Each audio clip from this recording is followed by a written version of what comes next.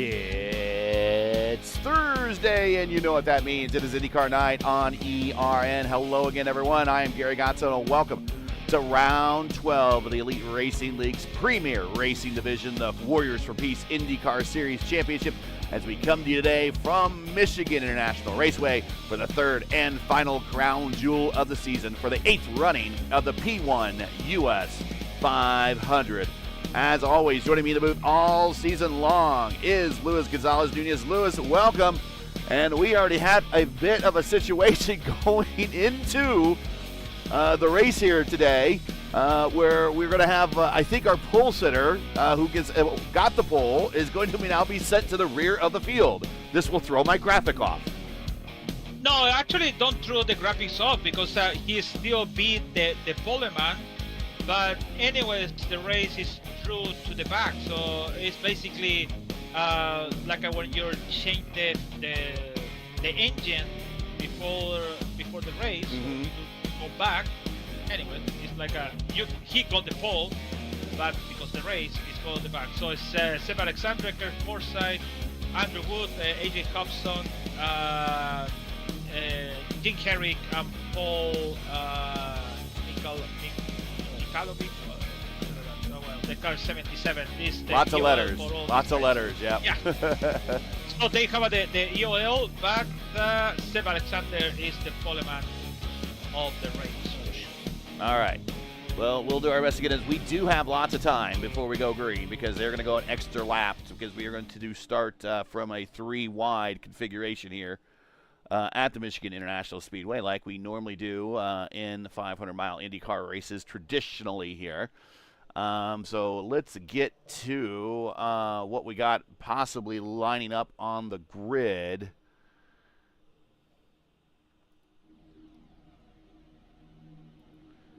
And everyone's taking their time.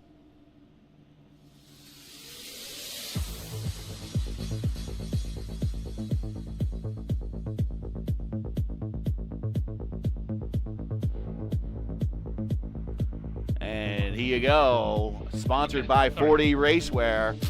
Our pole sitter, Seb Alexander, Hunter Smith, Chad Frankenfeld, your first row. In row 2, we got Ryan Schull, Tyler Fode, and Chris Albrecht, our pole sitter from Indianapolis. In row 3, Richie Hurd, Andrew Wood, the Catalyst, and Craig Forsyth. We have A.J. Hobson, who finished on the podium in Indianapolis, Victor Aldrich, and Shane Coker. And the none, by the way, is we're not showing any speed or time because they use average speed, and the overlay ATVO naturally, and actually really iRacing naturally, does not capture that information very well. So that's why you're seeing none there. Hunter Ingrave, Jim Herrick, and Nigel Camargo back on row 5. Dave Huck is in the lineup with us tonight. He's in row 6 with Justin Vandermarl and Matty Wags. Row 7, Colin Heil, lots of letters, Paul, and Gavin Hibbs. Remember, Gavin Hibbs dominated on a very similar oval at Fontana a season ago.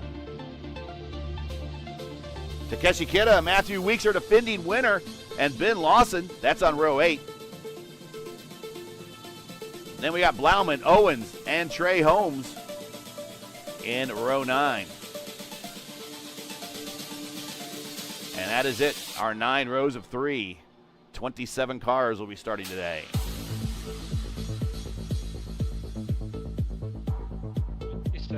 To be honest, that's really good for that, actually.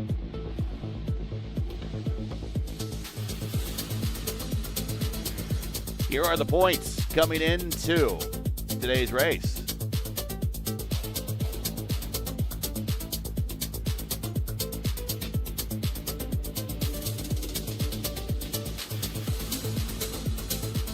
There we go. Try to get in that.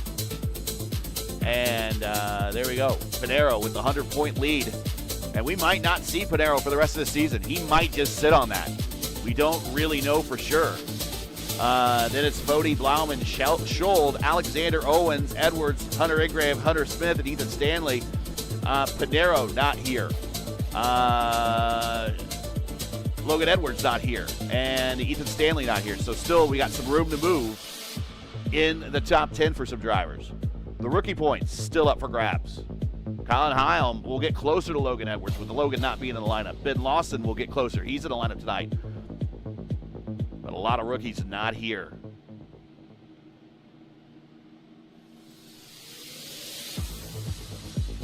Yeah, so we're talking about this. We really feels it's not bad, but I feel like kind of cannot be like this. What's happened in Mexico last race? With Tyler 40 hit it for the first lap in the first corner on the first lap. Anyways, does make Tyler 40 kind of back to that because Adriano is not here. It wasn't in Mexico, and maybe it's not gonna be on Gateway or World Wide Technology Raceway. Means it's 100 points remain. Plus bonus is 108 points from today and next week. So is Italo 40 not winning today? Adriano Pinheiro is going to be the champion without show up. So it's really important about Tyler 40 be on front, gain bonus, and at least finish second today, or I hope finish first to at least make the chance Here we to go the in next green. week. Yep, he needs to do well today. And I love the three-wide look here at Michigan with these cars. We should do it more often. Here we go, getting ready to go green. Hunter Smith, Chad Frankenfeld, Ryan Schold going to bring us to the green flag. The Little Eagle drivers and our 500 champion takes us to the green flag, and we are underway for 250 laps, 500 miles for the P1 US 500.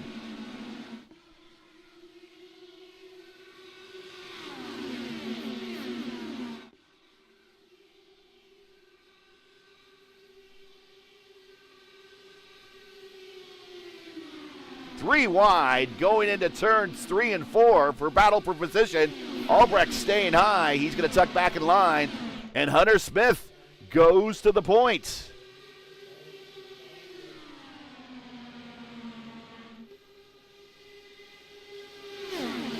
(112 degrees on the track temperature. Here comes Ryan Schold on the high side. And is he going to bring Albrecht with him? And Richie Hearn is now all of a sudden in the battle. He's up 3 spots. Matty Wags is up 10 spots already. He's at the 8th spot. There he is. Right with him is Hunter Ingrave up 6. Justin Vandermeer up 7. Ben Lawson up 9. A lot of drivers have gone straight to the back. They want a fuel conserve.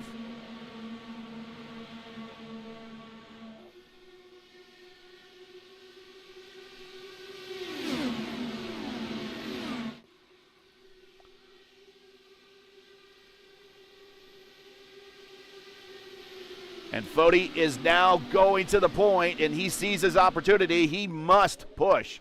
Every lap here for this 250-lap, 500-mile race is going to be like a sprint race for him. He needs to push, push, push. That is the only way he can stay in this championship.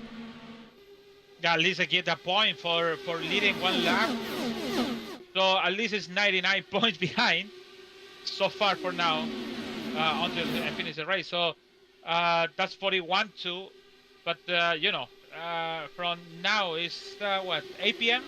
Let's see what happens when it's around 10:30 when we gonna make the checkered flag there.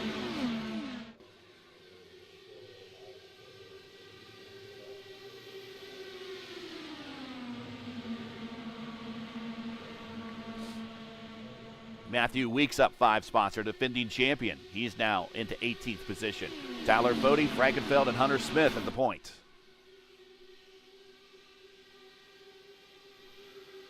Victor Aldrich making an appearance inside the top 10. He is currently 6th. He's up 5 spots.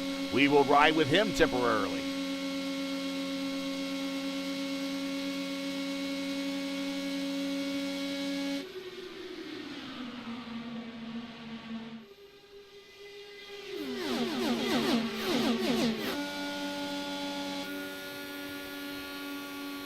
Bodie down on the yellow line, going down to the white line. He's in for a long night if that's his line, and he plans on leading all night long. If he's having the fin on the bottom all night long is going to make a long night for him.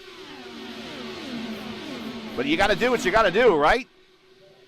Yeah, actually keep a lead and stay on front, because maybe he can leave it a position, go back, and the problem is here comes Matty Wags. Mess. Matty Wags to the top. We're going 3 wide through 1 and 2 and down the backstretch. Big run for Wags on the high side.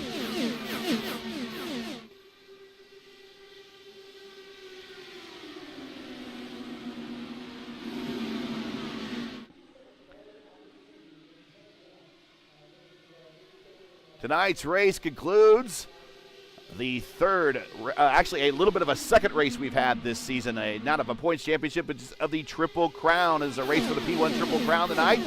It's tonight's round 3 of the Triple Crown Challenge. Unfortunately, no one is eligible for the P1 Triple Crown, but 2 drivers are eligible to win a small $25 bonus if they win. In fact, only 1 driver is in the race right now, and that is our 500 champion from Indianapolis, Hunter Smith. If he wins today, he will get a $25 bonus for winning at Michigan and Indianapolis.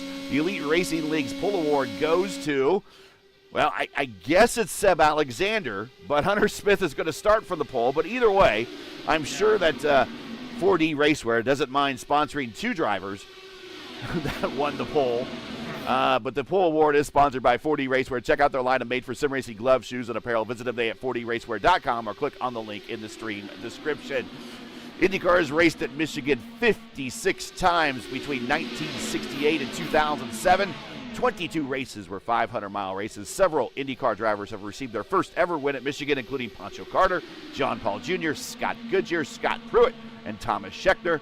The USAC track record here set at Michigan was set by Tom Sneva in 1978 with an incredible speed of 211.392. Remember, that's back in 1978. And also in kart, the track record set in 2000 by Paul Tracy with a speed of 234.9.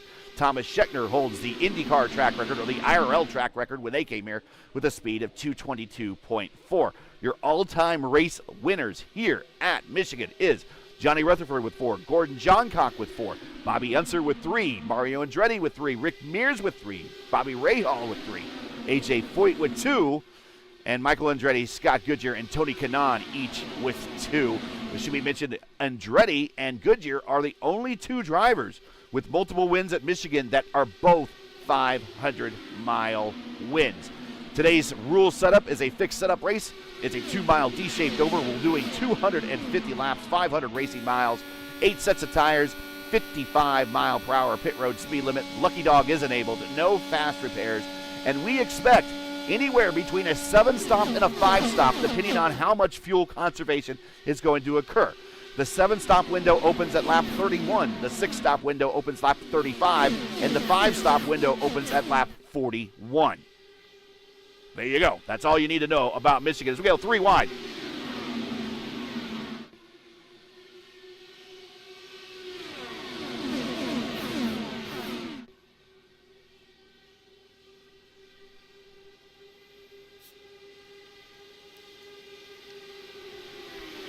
And many letters, Paul, he is now up in the 2nd spot. He has stormed to the front. He's up 18 spots. He's your biggest gainer, and he has come to the point. Yeah, I'll continue. You can basically now take a lead for just for 1 note. You can do it many times, even in Auto Club. You can do that. Oh my God! Almost somebody touched it in there. Hunter Smith and Chris Albrecht.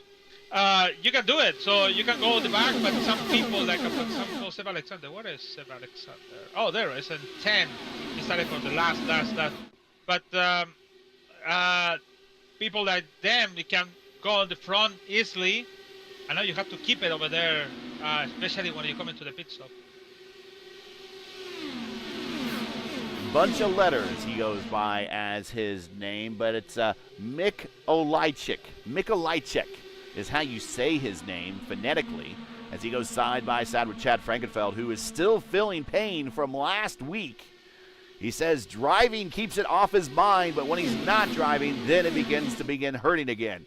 So he's in for a long night if that's the case as well. He's going to go take a look to the outside of Tyler Fode, our leader, to take a sniff for the lead here in turn 3 of lap 15.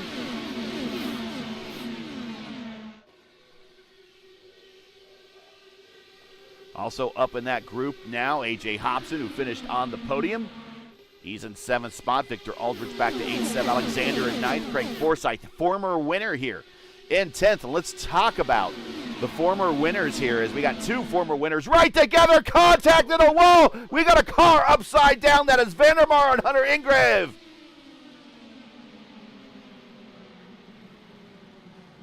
Oh, somebody on the front.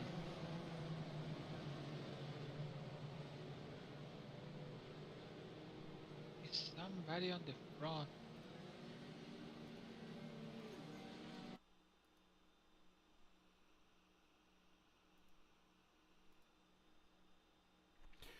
Let's take a look again and see what happened. And this happened right around what we were talking about, as a matter of fact. There is our defending champion Weeks in front of the orange and white car in the center of your screen. That is where the contact occurred. And right below him is Andrew Wood. And as Wood go up, and do we see a little bit of net code here? No net code. No. There's contact. Scholl just barely misses it, and poor Hunter Ingrave, our winner at Road America. This is the point. If you see the point on the Justin basically going down, you cannot. So when you're progressing to exit the corner, you have to going up. But Justin went down, and Andrew Wood had to going up because that's the physical. Here's Ryan Scholl. You're right. Yeah, here's watching Ryan Scholl. It's going to happen with this car and this car coming up. This is on turn 3, and you see that he has the dirty air from Weeks, and he just pushes up, and Scholl just turns to the inside, just misses it. But where I want to hold and where I want to go next is right here is Hunter Ingrave. I don't know how they wanna race control works in this. Watch Hunter. Is EOL for Andrew Wood or no? And yeah, Hunter just didn't have a place to go, and barrel rolls at Michigan. Oof. And how we didn't collect more cars than just 2.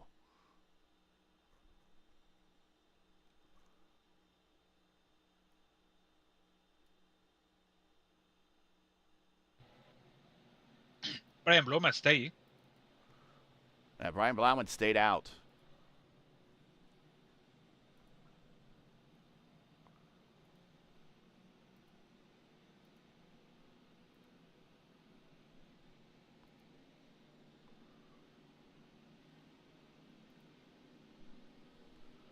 And everyone else came in lap 18, which kind of gets things set up for some of these drivers to be closer to that 7-stop window than all. So we will see now this kind of – I was thinking we might see a lot of caution-free race, but it is Michigan. I was thinking maybe with a smaller field tonight we would see a smaller race or a more caution-free race, but we got an early one here. 27 cars starting. The record is 37 cars at our very first Michigan 500 back in 2020A. 37 cars, plus Colton Herta was in that lineup, as a matter of fact. That's the most that has ever started. The least that has ever started is 22 back in 2021B. Last season's race here, the big slugfest that we like to call, where Matthew Weeks won, 26 cars started. So we have one more car better than last season. That's good. They give you EOL to Andrew Wood, so it's going on the back. Mark Wagner just fuel, and Craig Forsyth just fuel. Tommy Geisler won back in 2020A. Henry Bennett back in 2021A.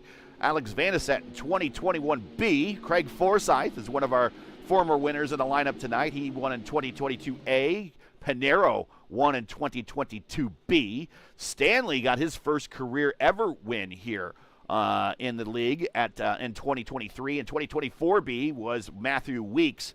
So the interesting thing, you never heard me repeat a name there, did you? There has never been a repeat winner here at Michigan in the Elite Racing League. So we could be looking at, with Craig, who almost won last year, and Weeks, who did win last year, a repeat winner if one of those two can win. Getting ready to go green with the field going through turns 3 and 4. Lewis, we had a couple guys go fuel only, but a lot of people decided to put on new tires anyways. I think I don't know, man. It's a mix of stuff. It's a gamble. How is the condition of the track? It's 114 now, but sometimes it's good to have just tires and fuel at the same time. Okay, so Brian Blauman is coming to pit road now. Green. Remember, we're not going green immediately. Again, that's just me being used to other forms of iRacing, IndyCar iRacing. This is the kind of the exception to the rule where we have the more of a proper IndyCar style restart following a caution. So right now the pace car is off the track. Field is under the command of Matty Wags, who is going to bring us around. And now that's interesting by Blauman to do that. Blauman is going to actually stretch a little bit of extra miles there because he did a lot of that under caution. So will have a slightly more fuel in the tank than everyone else, but just by a little bit. He just put fuel. He didn't change the tires. That's the one I like. What if this race is going over the 35 laps with all of these pace we did now so far? Don't forget, if you like 500-mile IndyCar races, and the next big one of the year is the PRI Hoosier 500, December 14th at 11 a.m. Check it out. Practice leading up to it will be here on ERN as well as over on P1. Getting ready to go green. Field under the command of Matty Wags. Green flag in the air. It is Wags, Frankenfeld, Foti, and a bunch of letters. 37 days times 2 go.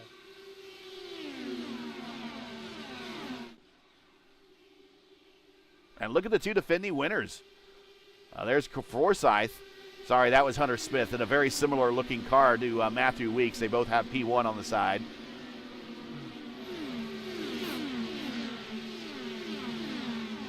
Frankenfeld to the point. Here comes Tyler Foti. He does not want to waste time. He knows he needs to lead every single lap. Needs to get the purple lap. Needs to win this race in order to have a chance at Gateway to win this championship. We might not see Adriano Pinero for the rest of the year. Whoa, 3 wide through 3 and 4 for the lead in the middle is Frankenfeld. On the outside is Foti. Down low is Wagner. Bunch of letters is going to follow Foti up top. He's going to be right there glued to the attenuator. A.J. Hobson purple lap with a 32.2. Gavin Hibbs with a 32 flat.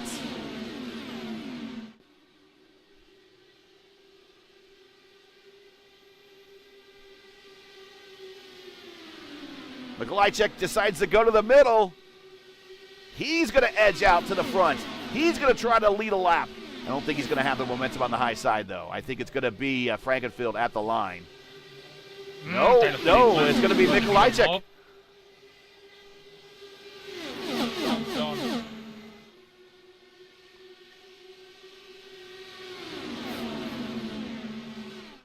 And look who's lurking up top. Seb Alexander in the 5th spot. Our pole sitter, but had to start from the rear of the field. There's our Indianapolis pole sitter, Chris Albrecht. He had himself a very good-looking Indy 500 until late contact put him out of the running. He wants redemption today. A.J. Hobson, he's looking for another strong 500-mile race finish. Here comes the 14 of Ben Lawson up the middle. A.J. Foyt has 2 wins. Ooh, big twitch. Big twitch. Catch on. Hold it. A.J. Foyt has 2 career wins here at Michigan in the USAC era.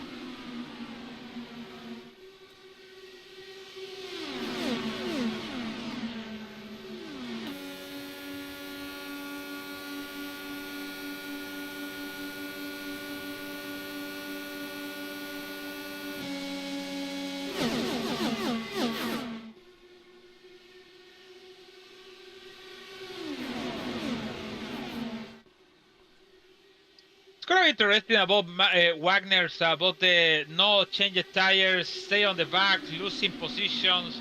If you're going to change the tire, you have to be first. So don't have this problem about the dirty air, turning, losing,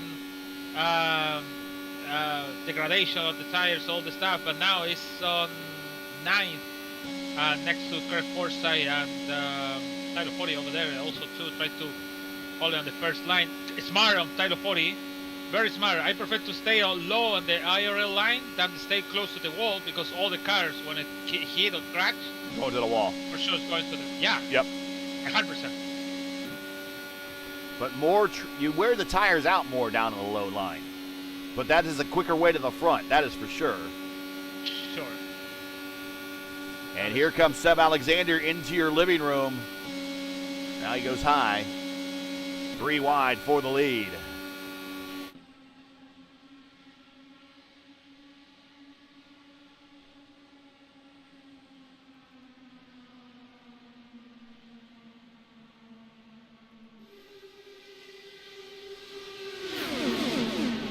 I gotta say, everyone is being very well behaved here. So far. Or so far, but always put it in the eye. And you have to only count Tyler 40 the way to going to the front, because he must to stay on the front. That's 3 wide, mama. Oh, Hobson. Oh, who goes out? Okay, that's Wags coming back into Wagner. your picture. Yeah. If you enjoy ERN's coverage of the Elite Racing League's Warriors for Peace IndyCar Series and respect the stream, please do us a solid. Make sure you support us by subscribing. And while you're at it, don't forget to smash like and click the bell so to miss out on future ERN broadcasts. Next broadcast for us is next week, the finale of the season at World Wide Technology Raceway. We kick off at 7:45 p.m. Eastern Time right here on ERN. Watching A.J. Hobson with Alexander right on his 6. Your leader is Paul Bunch of Letters. He is down low, and he is challenging Chad Frankenfeld lap after lap for the lead here at the point of our fastest 500-miler of the season.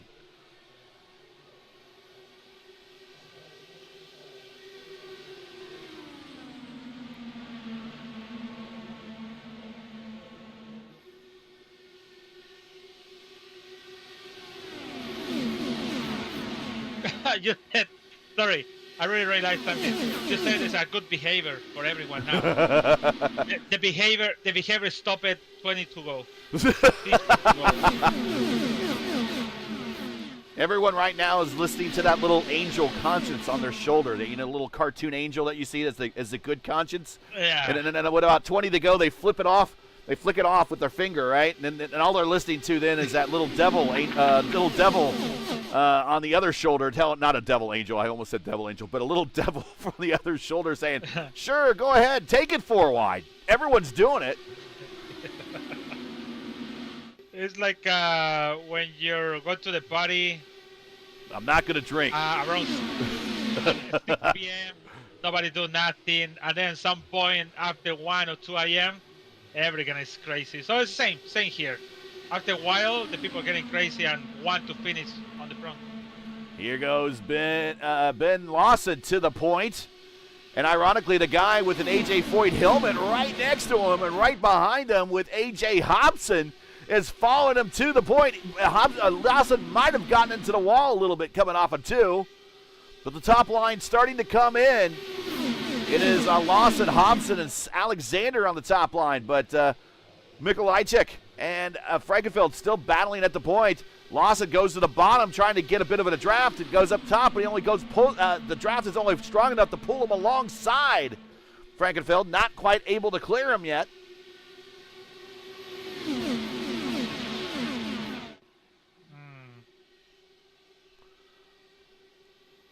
And Matthew Weeks, he is now up to 8th.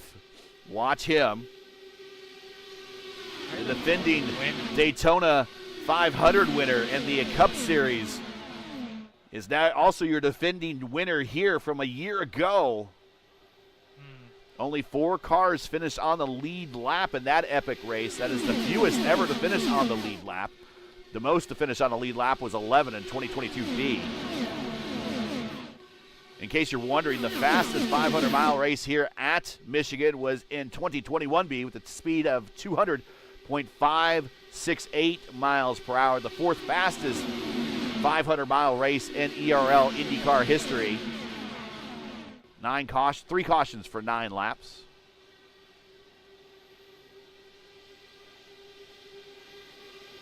So Tyler Foley went to 24 now.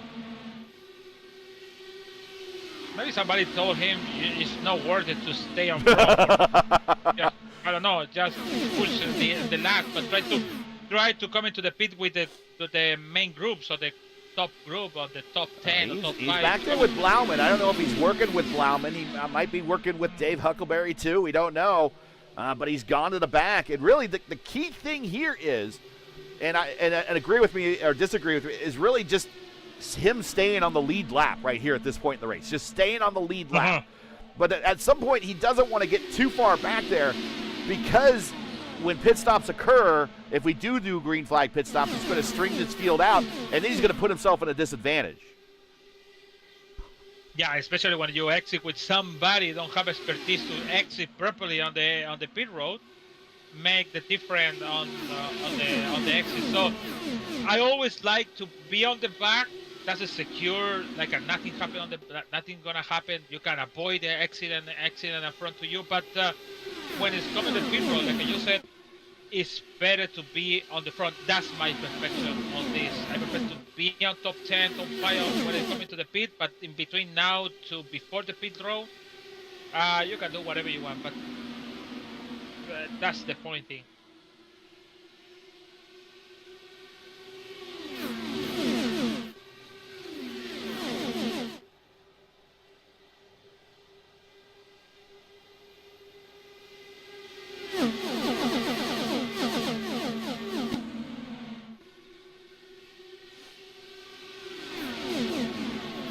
Nikolajczyk doing very good. He has stormed up from his 20th. Where did he start? He started 20th, yes. So he is 19 spots gained. So he stormed up for his 20th starting spot to be into the lead here very early. Frankenfield is in second. Seb Alexander's third. Matthew Weeks, our defending champion, and your Daytona 500 winner from this season, from this year in the Cup Series. He is now fourth. Matty Wags is in fifth. A.J. Hobson is in sixth. Ben Lawson seventh. Albrecht eighth. Hunter Smith in ninth. And Ryan Schold hanging out in 10th. And I got to ask myself, I see a lot of names we normally don't see up at the front, specifically Mikolajczyk, Matthew Weeks, Ben Lawson. Now, these guys don't race IndyCar on a regular basis. I got to think if we do any green flag stops, Lewis, and maybe you can disagree with me here as well, that if we do green flag stops and we don't get a lot of cautions, which keeps the field close together, those that with a lot of IndyCar experience about coming to pit road under hot lap conditions are going to have an advantage here if we do any green flag stops. I think it's like, let's put in this, Alexander's not doing nothing, just stay on fourth. He knows must to be on there. I'm talking about him because this is more the guy always see in the fixer series on Tuesday night. So it's just save fuel, stay on the group. Like I said, I prefer to stay in the top 5 to make a pit stop and do my best hammer time in the last 20 laps to go when you be on the front and just defend the position. So for now, people like, for example, Kurt Force also too is 11, just hold it over there, waiting for the opportunity, just waiting for, make it lap passing. That's the thing. And for sure, you have Matthew Weeks, Paul, AJ Hobson also too, one of the also two in leagues, Ben Lapson. It just be on the front because the condition on the track make, and also the draft, also the track, everything make going from 20th to the front in 2 laps. That's normal you see in Michigan. Yeah, Hobson has experience making hot lap pit stops in Dark Horse DW12 and the Area 51 IndyCar series. So he should be a little bit more experienced, but those that with a lot of experience up at the front for making hot pit stops, Seb Alexander, Matt Wagner, Shane Coker, Craig Forsyth, Richie Hearn for sure, Chad Frankenfeld to a lesser extent. He does a lot of his IndyCar races here, but he has many IndyCar starts under his belt. those hot lap pit stops under green flag conditions really can separate you from the men from the boys very quickly, because if you just hit pit road at the most optimum speed and slow down right at the last possible second without getting a black flag, you could put a second or two on the car behind you or past the car in front of you because they were more conservative coming to pit road. Yeah, especially when you have the point to brake before they come into the pit. That's the main thing, because you have a good brake. But some people brake before, going slow and go secure and make the pit stop braking and in the line. So some people with a lot of experience, like Chad or Seb or many others, come in on the limit. And that's make it different, like a second, like you said, or maybe half a second or there. And especially in the exit too, when when you have to accelerate, lifting a little bit, and then accelerate to full to exit to the pit road. So it's some mixed stuff, but that, like I said again, you don't want to be on front when somebody didn't practice exit, right? Especially exit pit road, yeah, and mess because it's just touch a little bit the white line on the right side. So that's why I think you don't have to be on the back for now. Have to be on the front for so far. Tyler now. is still back there just hanging out. Let's ride with him. Let's listen to his car and see what he's doing.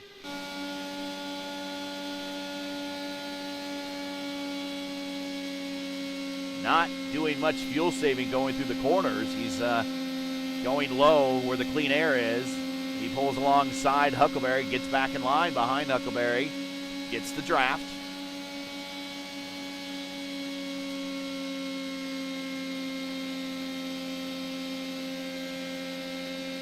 He's in sixth gear all the way. He hasn't shifted to fifth. It is stable a little bit. Yeah, I think he is. You don't even see his dash light up to blue, which is when you're in the kind of the high-end rev range where you should be shifting if you had another gear to give. But he's now starting to fall just a little bit behind Huck by about 0.5 of a second.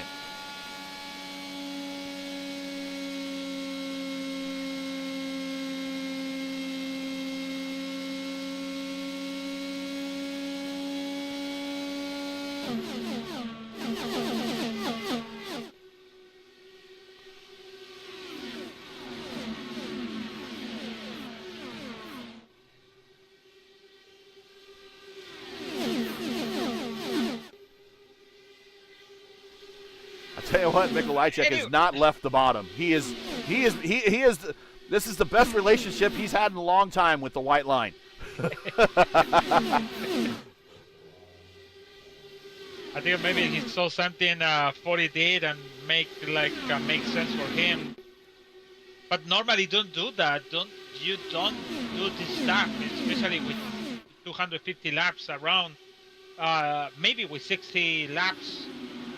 Like we see in the fixed series or whatever, the other league with short racing. I got my spreadsheet. There we go. And I wanted to bring my spreadsheet up because I see Seb Alexander. And Seb Alexander, if he does get the win today and he becomes a new first-time winner here in the league, we will have 5 first-time winners this season. Same thing for Wag, same thing for Hobson, a number of these drivers up front that still don't have their first win here in the Elite Racing League. If that happens, same thing with Mikolajczyk. If they get their first win and become the 5th first-time winner this season, that ties a record that we set quite a ways ago back in 2022A when Nate Siefker, Craig Forsyth, Porcelli, Malechka, and Toriano all got their first wins back that season. We haven't seen 5 first-time winners since 2022, so it has been a while. Keep in mind, we do 2 seasons a year, an A season and a B season, with the exception of 2023, which was the dark times for IndyCar. We don't talk about that.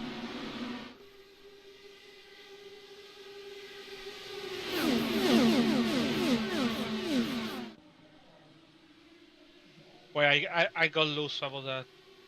Sorry. I can ask you later about that dark time. Anyways, but yeah, poor white mama. Wow. Yeah, jeez.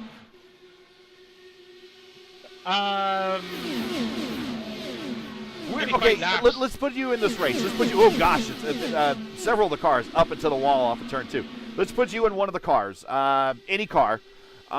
Where do you feel the best at right now? I would imagine either Seb or I would imagine back there with Tyler Fody. Tell me which one I'm wrong. Again, I don't want to beat Tyler Fody with the slightest chance, a little bit chance to be a champion. Slightly chance to be a champion. I don't want to be a Tyler Fody on the back, but in position on the track, I said maybe like Andrew Woods do it, be on the middle of the track, be with people like Albert, Forsyth, and then you have Hunter Smith in front of him. So people like this, like I know I can drive it with them, and it could be good. That Mikolajczyk starting to fall back. I'm wondering staying on the bottom, and we'll show you the conditions here real quick. Yeah, it's at 115. So he was on the bottom pretty much the entire time. 37 laps now into the stint. We expect pit stops here fairly close. Do you think maybe he wore out the tires down there a little bit? Now starting to get past on the high side by got a little bit cars with a little bit more momentum than him right now. Yeah, maybe he found something he don't like it. I don't see hit the wall. Maybe he found it. Oops! I think I burned too much fuel in front. I have to pull back again. The point is, you realized on the end when somebody in your team told you, "Oh, how much fuel you have?" Like it's coming now, actually. Now, Mikolajczyk decided he might try for the undercut. Maybe somebody told the track on his teammate said, "Oh, how much fuel you have?" Oh no, I have for four more laps. So it's like, oops. Or maybe he pulled back for the same reason, to come into the pit and don't have this mess about the coming to the pit and something like that, or because he don't have the confidence to come into the pit with all of this group coming over the 200 miles. That's the other key. I have the confidence doing that. It's the pitting with others that might run into the back of me. That's kind of what ruins my confidence about coming to pit road with a bunch of people. I know, it's the same for me. I squeeze my teeth. I squeeze my hands like my God. You squeeze a couple things, I bet. Everything, for sure. I squeeze everything, but Seb Alexander don't care because it's coming to the pit now. Be a leader. That's confident. Oh, there you go. Coming to pit road as the leader. He's doing 40 laps on this stint. And we'll see where Mikolajczyk pops out in comparison to Seb Alexander and the rest of this field for that early stop. He's going to be able to maybe do a bit of an undercut with a bit of a shorter fill. Of course, he was leading for a lot of time, and he wasn't drafting, so he didn't save much fuel. So that may be also another reason why he came to pit road early. We were watching Seb Alexander hitting his box, going for tires and fuel, and down and away, and A.J. Hobson now coming down pit road. Paul is in turn 1. God is calling to the pit. So about this is like a okay. Look at Seb easy versus Mikolajczyk. Big lead for Seb. Although Mikolajczyk is starting to reel him in with momentum. Mm-hmm. But Seb came out was behind him when that happened. When Mikolajczyk came to pit road, and now Seb jumped him with the pit road. So again, I think that's where that IndyCar experience comes in. Frankenfield on pit road. But Lap thinking about 61. it without this draft. Yeah. Thinking about all of this without draft. Without this. Oh, Ben draft Lawson, I on think, next might to have him. missed his mark. Sorry, Ben Lawson might have missed his marks. He had to back up a little bit. He's on pit road. It could be Seb Alexander far for Paul. So I think just the draft saved him. Ryan Scholl of that PRI Hoosier 500 sponsored car, your leader. But here comes Shane Coker in the Votive Racing League green car. He is now running his way to the points. He did a lap. I don't know if he's. I don't know if he officially led a lap, but that's another interesting stat. Is Coker coming to pit road? That's another interesting stat. The history of lap lead changes here is pretty outstanding. In 2022B, we had 15 leaders with 99 lead changes. That's the most lead changes we've ever had at Michigan. The most leaders we've had was 16 back in 2022A or 2020A, the inaugural race where we had 20 leaders. Or excuse me, 16 leaders.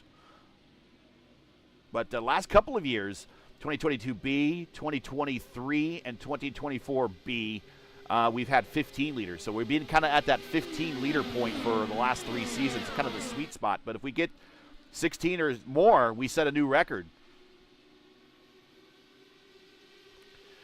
I do want to point out that the P1 Triple Crown Challenge is brought to you by P1 Broadcasting.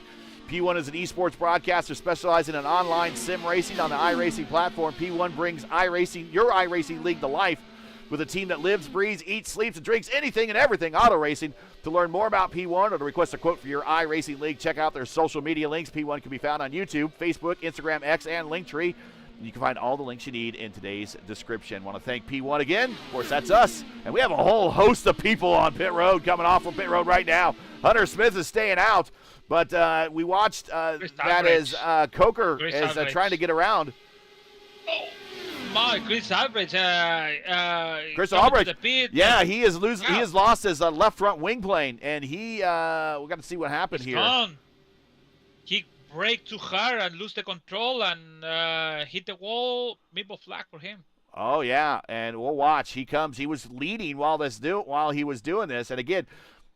This is us talking about coming to pit road, and, yeah, he just inside wall trying to hustle at the pit road, and I'm not sure who evaded him barely. Trey Holmes is one. Hibbs, yeah, and then also Heil and Blauman and Huckleberry also encountered him on pit road. Hunter Smith coming off pit road. His first stop is complete. So Matt Wagner now runs the points as we got a bit of a 4-car breakaway now at the front. It is Wags, Alexander, Mikolajczyk, and Hobson as they have broken out away from everyone. So it looks like a little bit of undercut has helped Mikolajczyk, although it didn't help him jump Seb Alexander. It kept him in the lead pack. Yeah, he did a good job to just push in, try to be on the front, try to identify who is the guy to be on the front, and he did a good job to follow Seb Alexander because that's the guy to be on the front. That's you have to be on race. So, for example, Chad is in the group on the 10. So you're gonna see on that. You're gonna see on the tree that lead group that we just saw is right here, right there. So now we're watching this group. And they're all together. But they are 4.5, now 4.6 seconds behind that lead group. And there's a bunch of experienced drivers up there. Wood, Frankenfeld, Schuld, Smith, Hibbs, Hearn. They need to get on the horn and start saying, guys, we got to work together. And a lot of teammates up in that group, a lot of Little Eagle drivers that can work together and pull this group forward, but they cannot race like this for very much longer, or they're going to be 5 seconds behind the lead pack in no time. Yeah, the problem about, for example, Chad and Wood is, okay, we can catch them, maybe in 20 laps we will catch him, but the problem is they're going to use a lot of fuel to do this stuff. A lot of these swaps, so I think Matthew Wick have to be back and leave these two guys to push in. But on front is Wax and Seb Alexander working together because they know if they still like this, following one line like a train, they're gonna lose time. And like I said, in 20 laps for sure, the big group is coming soon. But they're gonna do good job and separate because it's 4 seconds between And that was all down to getting on and off of pit road as fast as possible. We talked about it, right? We talked about it leading up to the green flag pit stops and how critical coming to pit road is. And that entire lead that you see right there with that lead group is basically boiled down to they got on and off pit road faster than this group. And Mikulajczyk included, who, you know, we don't see him in the IndyCar very much outside of the Elite Racing League community. I think his undercut really kind of helped him out. So I think if anyone's watching, maybe they start thinking now about doing the undercut that Mikulajczyk did. Mikulajczyk came to pit road about 2 laps earlier than everyone else. Yeah, it's a big surprise actually. Really a big surprise for him on being on the front. And that is like Lucky the rookie, or Lucky or the rookie, or whatever the word, maybe the kind of weird combination I have to make it in that beginner's, that phrase, but beginner's luck. Exactly, maybe that one. So it's like that's the if you ask me what is the best, or maybe the less comfortable, or maybe the best position to be on the race, like a pole is now. That's the best when you be on front with 4 or 5 cars, and you have the other cars on back for 5 or 4 seconds. That's the best. This is school time for Paul. He is learning right now from the absolute best, who is actually leading the Oval Series points championship in iRacing right now, Seb Alexander. We got Matt Wagner, who is an Oval expert as well in the IndyCar. AJ Hobson, who, of course, finished on the podium at Indianapolis, but we see him do so well in the Dark Horse DW12 Series and Area 51. He's got, Paul, around him has a lot of IndyCar Oval experience that all he really needs to do is, you're right, you talked about it. He doesn't need to race. He just needs to follow and learn and wait. Wait and just finger cross to don't have a yellow flag. And that lead is 5 seconds. That lead is now 5 seconds for this group. Yeah, but this is the big problem when you thinking about it. You're coming to the pit, this position stay like this, and coming to the pit, for sure somebody, 1 or 2 people is gonna lose the draft. It could be AJ Hobson, or even Paul, or even Seb Alexander could be lose the draft with this group. So you don't want to. So the best bet is you have to come in with somebody on front to don't leave the position. So it's kind of tough decision also too, because also you don't want to come into one guy on front and mess your exit, like we talked about many times. But how about the position? How about the position of AJ Hobson? I mean, he's got the seniority of the other 2 drivers that are leading at the point, but right now he's getting the maximum fuel saving by riding between all 3 of these cars in their draft. Oh, that's the problem when I talking about the Wax and Seb Alexander pushing and burning fuel. You save it on the back, you stay on the back, and at some point you stay alone in the track, and then it's like okay, what should we do? Okay, maybe make a fastest lap, like a qualifying lap, to try to don't lose time and stay at least in the same second they did. So it's kind of tough decision also too when everyone on the front leaving you by yourself. So it's like what should we do? Okay, I coming in, or I still have 3 laps to go, so maybe I can make a fastest lap, and then fingers crossed about the entry, the exit, and stay in the same group again. It's kind of like hard to... Yeah, 6.2, now 6.4, back to that group. They do a good job, actually.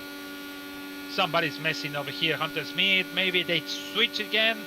Hunter Smith switch with Wood. Chad again, pushing. Something is not working over here. I mean, you have 5 Little Eagle cars in that group, and I think you have more drivers. Now, 4 for sure. Frankenfeld's Little Eagle, Hunter Smith is Little Eagle, Ryan Schultz Little Eagle, Gavin Hibbs is Little Eagle. I think Weeks might be working with them as well. So they should have at least 4 cars at most 5 cars in this group that are in direct comms with one another. They could work. And I know Andrew Wood. I don't think he's rolling with anyone right now, but I do know that he is smart enough that he can work with you without you telling him to work with you. He knows that they need to close that gap. I know he knows that. Yeah, well, happened to me with some rookie drivers. I say you have to read what is happening on the track. You cannot just think about it's gonna be like this. No, you have to read it. Read it what is happening on the front. Check your relative. That you don't need to even think about it or even touch the button and say let's work together. No, that's the way.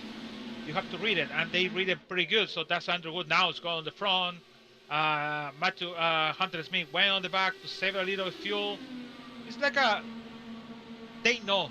They really knew what is happening on everything, and it's not like it makes sense to just push the button and say, oh, let's work together because we're going to lose, but we have to push back again. So, no, it's really easy to read it. Experience, a little experience. And there's Tyler Fode back in 15th. So he was at the back of the pack. It has gained about 10 spots, give or take, since their last round, the pit stop. So he is slowly working his way up from his decision to lead a lap, get a point, and then go to the back and kind of drive safely. But right now, this whole second group, I think this whole second group is on an entirely, now they got to start probably considering a different fuel strategy altogether. They're that far back from the lead group. I think that lead group is just going to continue to pull away. And this second group right now might just say, let's dial it down and maybe try to save on making that last stop as short as possible. Yeah, I know. Do you know what is more sucks? It's about Greg Forsyth. It's in 24 by itself. I don't know how he was losing all that time. And when you're alone in the back of the field, it's kind of boring, actually.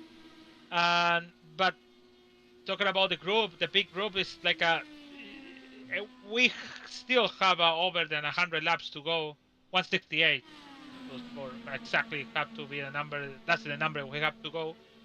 For sure, it's gonna come in at 1 yellow, and make it again new race with something to go. So, but for now, if I Seb Alexander, I would like to have the 10 to go now.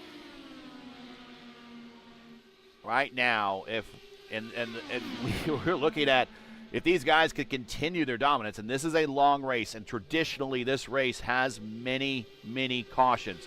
We've only had one today. I'm going to knock on wood. The least number of cautions is 3. The most, I'll have to look at my record book here real quick.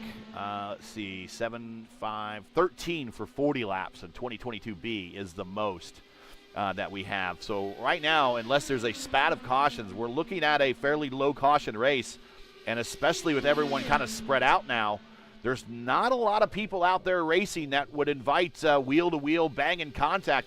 I think where we might get a caution is someone getting up into the aero wash and scooting up the racetrack, bouncing off the wall and getting run over from behind because of the closing rate. Yeah, like I said, it should be a yellow flag is going to come in soon. It's not say soon because it's really everyone is quiet, relaxed. Nobody's doing nothing around. But for sure it's going to come in the yellow flag and make a new race. Somebody may be missing on the pit road or maybe exit of the pit road. Something's going to happen, but... Yeah, and remember, this is a 500-mile race, so there's a lot of focus involved. Every time they come out of that turn, they got to keep it off the wall. Rev up your marketing, rev up your business with Blue Egg, your marketing pit crew. Turbocharge your lead generation with experienced drivers that can navigate the competitive track to connecting with your customers. With Blue Egg, you're always in the pole position, leading your brand toward victory lane. Don't spin your wheels. Accelerate success with Blue Egg. Fueling small businesses to win big. To learn more about Blue Egg, click on their link in the description. Blue Egg has won here before in the form of Ethan Stanley in his first ever IndyCar win here. He now has 7 wins later. He's 8 and is now one of the all-time leaders in ERL IndyCar win history. Do we see another driver add to their win total today, or do we see a driver get their first win? And right now, this lead group of 4 all looking for their first Elite Racing League IndyCar win. 8.4 seconds. I know. They just keep pulling away, which makes me think that second group has dialed it down. No, they don't do a good job. Look at that. Yeah, no. I think it's they give up. They really give up.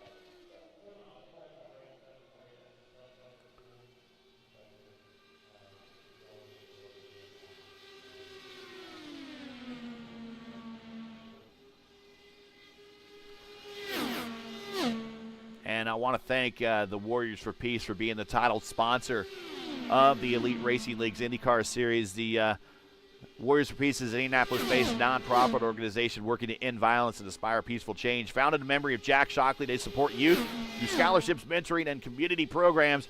To learn more about their mission, visit their webpage at warriorsforpeace.org. The link is in the description, and there you can find a link to all their social media. We want to thank Warriors for Peace for their continued support of the Signature Series, and they will be the title sponsor for 2 more races today and at World Wide Technology Raceway, and they will bow out as being a title sponsor after those 2 races and turn the reins over to P1. It will become the P1 IndyCar Cup for 2026A.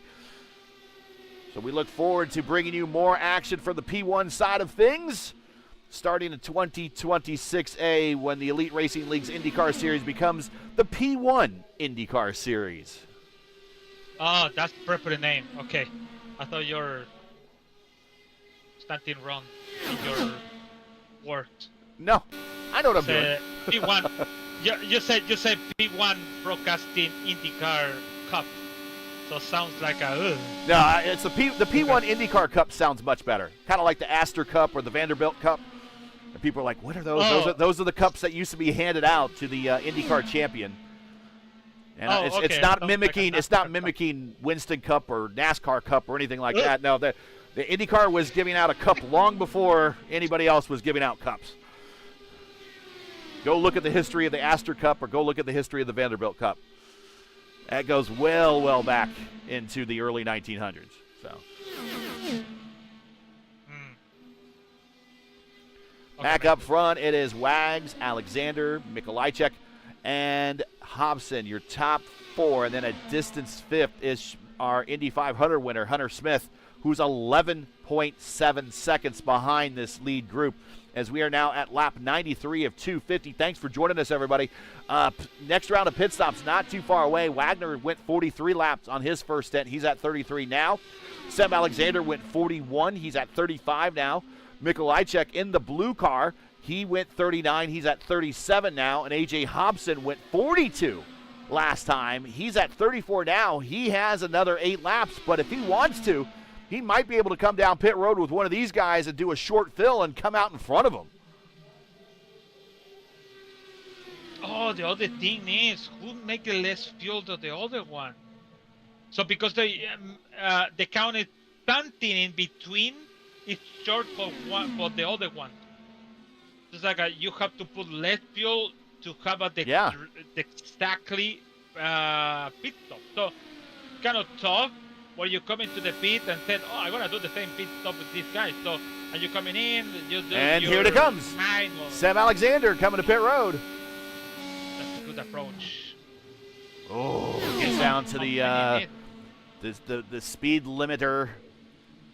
And just to remind everybody, it is 50 miles per hour here at Michigan. 55, excuse me. And now he absolutely needs to hit his marks. He cannot miss. Boom, he slides in. He misses. He moves him alone. Now he's re-aiming. That's what I was saying, that he could not miss, and that's going to cost him 2 seconds on pit road. Here comes Matt Wagner.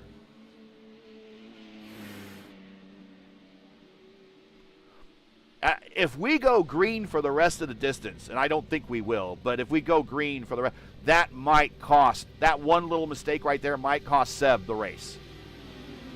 Let's see how much Wax is gonna do it now. He did 9.9, Alex. 9.5? But the point is, what is the exit? The exit is the point. Seb Alexander was on pit road, 37.9 seconds, 9.9 in the box. Wags, 33.3. That is 4 seconds or so faster than Seb Alexander. Mikolajczyk has blinked out. Mikolajczyk has blinked out. He has dropped out. It's disconnected. I don't. It's disconnected by manually. Uh-oh. He pressed the button. He pressed something wrong. Oh no. I don't see anything in the session events that said that he hit something or got on speeding on pit road and just did the frustration kill. But A.J. Hobson is now out in front all by himself. Oh no! He lost the control. In turn 3, they clipped the apron. And he hit the wall. Okay, we'll try to go back. We'll try to go back and see that if we can find it at all. Wow. Do you know what lap it was? 97 to 98. Turn 3.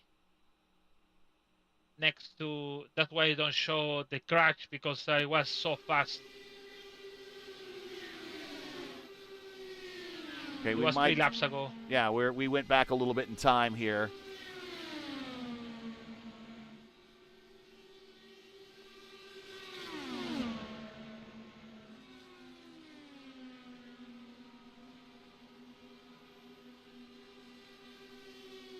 You have a lot of time, actually. Where was it? What turn?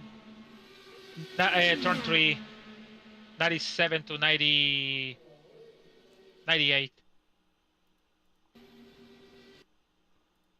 All right, we will go a little bit further in time and see.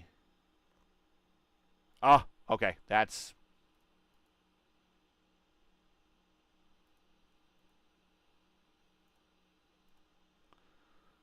And we'll watch. He just grabs the apron. And I don't know if this is just chalking it up to not as much experience in the IndyCar as everyone else, or maybe he was looking forward to getting down the pit road and thought maybe he could get down a little bit early, but no.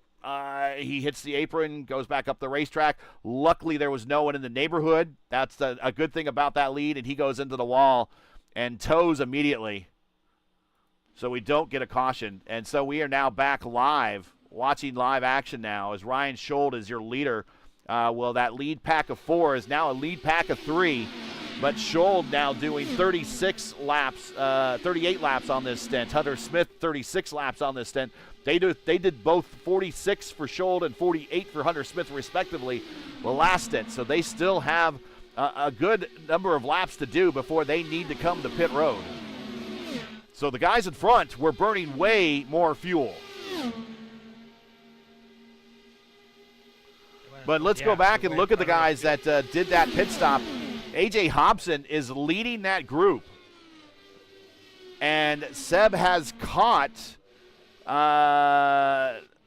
Wags. So that little penalty on pit road hasn't hurt Seb as much as we thought it would. And they could together run down Hobson and then work together, all 3 of them, to try to see if they could regain that advantage when everyone else in front of them comes to pit road. We have some takers on pit road. Dave Huckleberry on pit road. Here's Ben Lawson. He's in the back of the pack right now. He might be damaged. I'm not sure. He is showing 1 lap down. Frankenfeld 1 lap down, as I think he came to pit road. Now we have a whole bunch of cars coming to pit road. Ryan Schold coming to pit road. Andrew Wood coming to pit road. Victor Aldrich coming to pit road. Also on that is Richie Hearn coming to pit road. All scheduled stops. Camargo scheduled stop. So Seb Alexander and Wagner and AJ together, they are 6 points. Wait.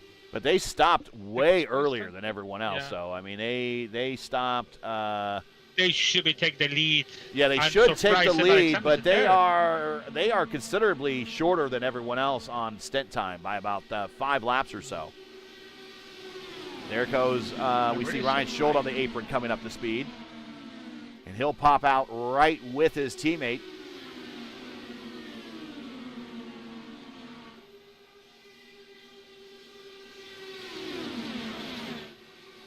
Well, now our Indy 500 champion coming to pit road this time. Also joining him is Kidda. 500 champion looking for a $25 bonus if he gets the W here tonight for winning both Indianapolis and Michigan in the P1 Triple Crown Challenge. And after this round of fuel stops, we will also take a break and get a word in from iRacing, but stay tuned. We're not going anywhere yet. Gavin Hibbs to the point. Hibbs up 20 spots. He's coming to pit road. Whoa! Also coming to pit road, that's Jordan Owens. Also coming to pit road is Jimmy Herrick.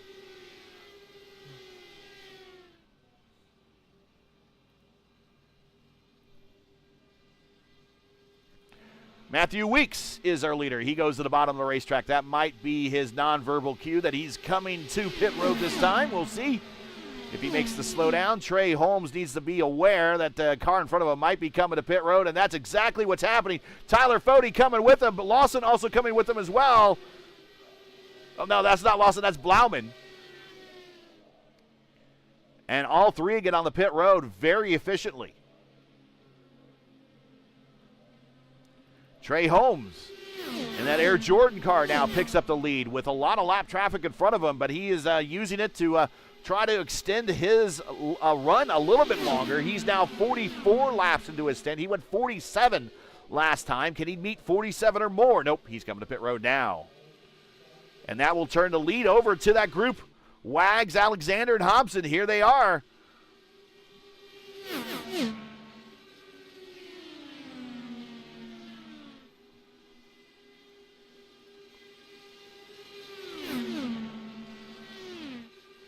So last stint, and we'll reset everything for everybody, and then we'll take our break as Trey Holmes now begins to drop down through the order. He's on his way, but he's got a whole host of cars at full speed that are going to pass him right here as he comes out of pit road. Okay, Lewis, here's what we got. Last stint, Wags did 36 laps. Seb Alexander did 37. Hobson did 41. Hobson was kind of more on the same strategy as everyone else because Scholl did 41, Hibbs did 43, Hunter Smith did 41, Andrew Wood did 41, Kidda did 43, Richie Hearn did 41. So Wags and Alexander kind of in a bit of a hole at the moment as they continue to push up front. They have extended their lead. When they came to pit road, it was about 6 seconds. They come off pit road. They lose one of their dance partners up front, but they're now 8.9 seconds ahead of that second group. And 8 seconds. It was 11.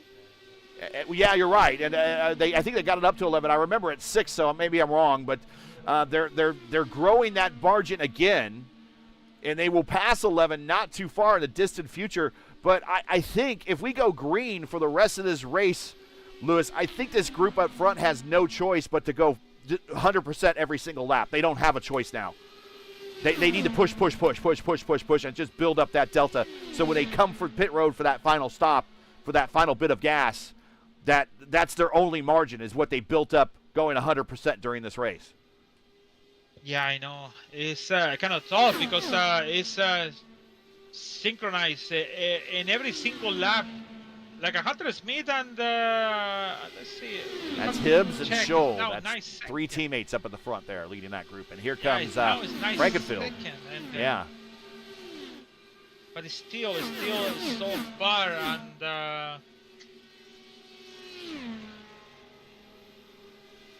And you might be thinking, it's only 9 seconds. That might as well be 9 laps at IndyCar speed. I mean, a sure. comfortable lead for Actually, these cars is like at a half a second is a comfortable lead, right? I know. You know what? They do at the same time. Even Wagner is 1/10 faster with all this swap they're doing at the front, but Gibbs and Smith same time, same 32.9, and Wagner is 32.8. Seb Alexander passing for line is 0.8. Both of them 0.8. And Smith and Gibbs is 0.9 both together. So every lap is 1/10 or half a 10 less, more extended on the timing. So it is tough. It's really tough. I must to be synchronized in every single lap and every single corner.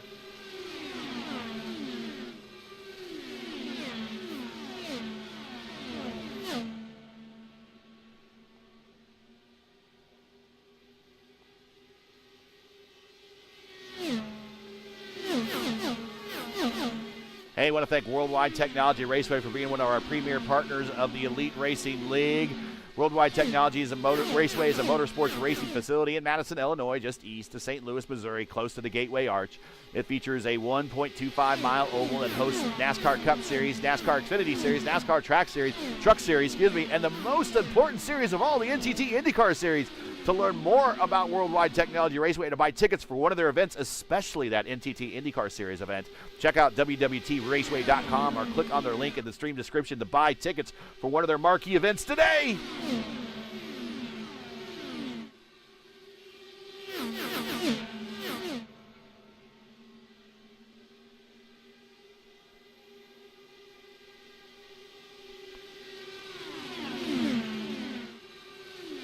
And if you're just joining us, this is ERN's coverage of the Warriors for Peace IndyCar Series, the 8th running of the P1 US 500, coming to you from Michigan International Speedway. We've now completed 118 of 250 laps. We're just shy of the midway point.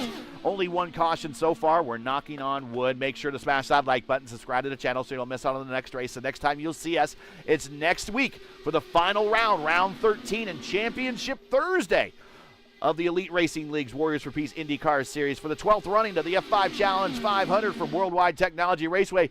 Coverage starts right here on ERN at 7:45 p.m. Eastern Time as we conclude the 2025B campaign. So don't miss it. Do we crown a new champion or do we give the crown to Adriano by sitting out the last 3 races? It's pretty amazing if he could do that.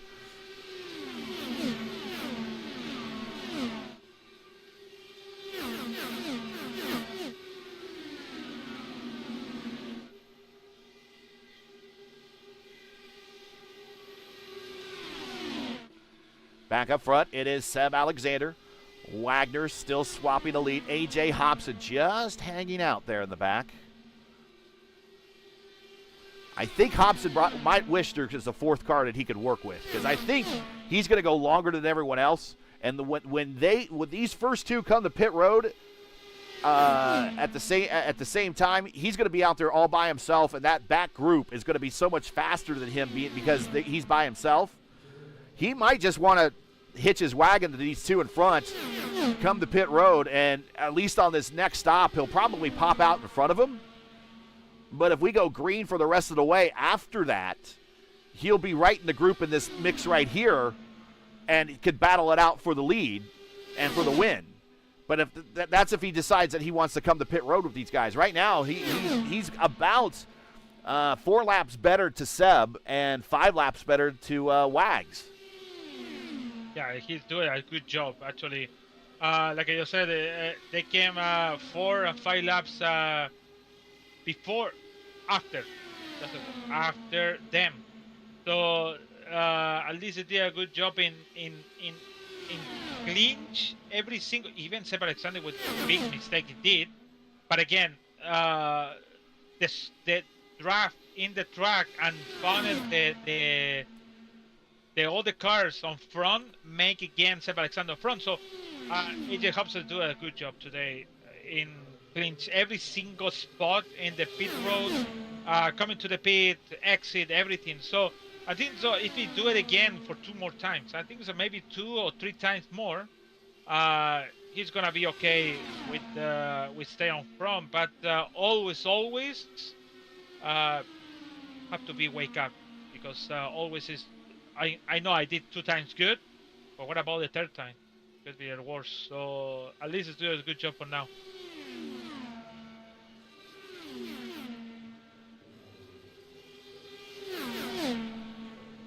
And Paul's checking in chat from the Infield Medical Center. Unsure if there is a penalty for Alt F4, but I was there to go fast and have fun, and I was not going to impede the racers.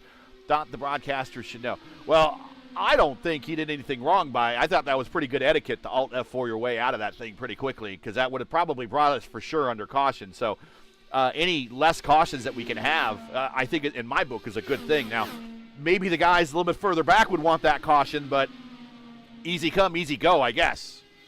So, good job. Normally it's a yellow flag that. In the real stuff, it should be yellow flag. But how the race is going, how it's separate between one group to the other, it was 11 seconds. That's why he did a good job. That's a work. Good job. We'll keep on the gap. We'll keep on the gap here. So this is behind the car in front of them. So this is the gap, and we will see that this is the number that we expect that from the lead. This is the group that you're watching right here. So Wags, Alexander, Hobson right in your picture right there. And then Smith is leading this next group of a bunch of cars. And so what we're going to do here is before we get down to the next round of pit stops, we're going to take a break to get a word in from iRacing. We'll be right back. We're at the midway point here of the P1 US 500 at Michigan. Your leader, Seb Alexander, who qualified on the pole but had a penalty and had to go to the back and has stormed his way all the way to the front. Matt Wagner in second. He's up 16 spots. And A.J. Hobson, who finished on the podium at Indianapolis at the Indy 500, he's in a podium position again here at Michigan. He's currently third. Don't go anywhere. We'll be right back. Catch us on Side by Side. Racing isn't easy, but experiencing it is. iRacing puts you in the driver's seat with the industry's leading sim racing game. Drive on laser scan replicas of the greatest racing circuits from around the world. Go head-to-head against other drivers chosen by skill-based matchmaking to ensure competitive racing at every level. Compete across all your favorite series. In officially licensed cars, engineered to deliver the most accurate driving experience possible.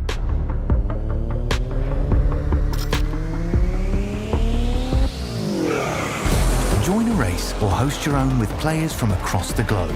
Race against the computer or in a league with friends. Feel the thrill behind the wheel. Visit iRacing.com.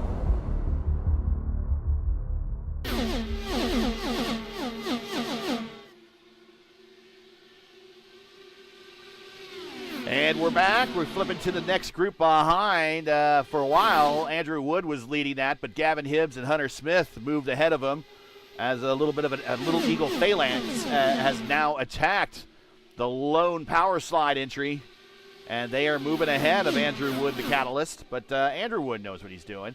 And just behind is Chad Frankenfeld, former Indy 500 winner, and Matthew Weeks, our defending champion from a year ago. So a lot of 500-mile race experience in this lead group. We have our Indy 500 winner in fifth. We have the PRI Hoosier 500 admin in sixth. We got a former Lionheart 500 winner in Andrew Wood in seventh. Chad Frankenfeld, a ERL 500 winner in eighth. Matthew Weeks, multiple-time 500 winner on the NASCAR side of things, but the defending champion here at Michigan. And right behind those two is Shane Coker, who has himself a top-split Indy 500 win. So he knows how to navigate and strategize a 500-mile victory. So watch all these guys as they are back here saving fuel. In the meantime, back up front, it is Seb Alexander, Matt Wagner, and A.J. Hobson, each looking for their first Elite Racing League win and trying to sprint away from that second pack, and they have themselves a 10-second lead over that pack. Yeah, 10.7. That's really long. That's long gap. And Seb Alexander is calling for the pit now. Yeah, it is time. He went 37 last time. He'll come to 36 this time and coming to 37 as he hits pit road and crosses the line.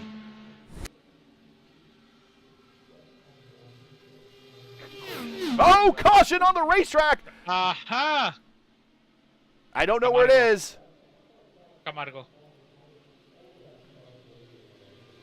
Camargo hit the wall, and he couldn't leave in the wall. I don't know why. Oh, he might have had a failure. We watched this. We're going to go back a little bit further, and we'll ride with him. And he just goes to the wall, and abracadabra is going to reach out and grab you, and there it is. It's on the wall. He can't get it off, and, of course, he has cars to his inside, so he just can't yank it off the wall. He might have also had, I don't know if he races in VR, but he might have had a VR blink out, and he just did the next best thing is just go up to the wall and gradually slow down, and that's going to bring out the caution. And now we have ourselves a bit of a different race. Yeah, Matt and Seb, it was a good lead for us, though. Basically, it was a good lead actually. Yeah, they did a great job. Really, really good. And they're going to come to pit road. So Wags, Hobson, Hunter Smith. So what I expect out of this is Wags and Hobson are probably going to get passed on pit road by Hunter Smith because I think it's going to be a shorter fill for the Hunter Smith crew and Gavin Hibbs' crew. So we'll watch. I suspect Hunter Smith will probably come out as a leader because it'll be a shorter fill. I could be wrong. We'll see. Does our Indy 500 champion pick up the lead here on pit road with faster service? Okay, here comes A.J. Hobson. Yep, and that's exactly what happens. Oh, Hobson might have nailed him at the line, but he did beat Wags.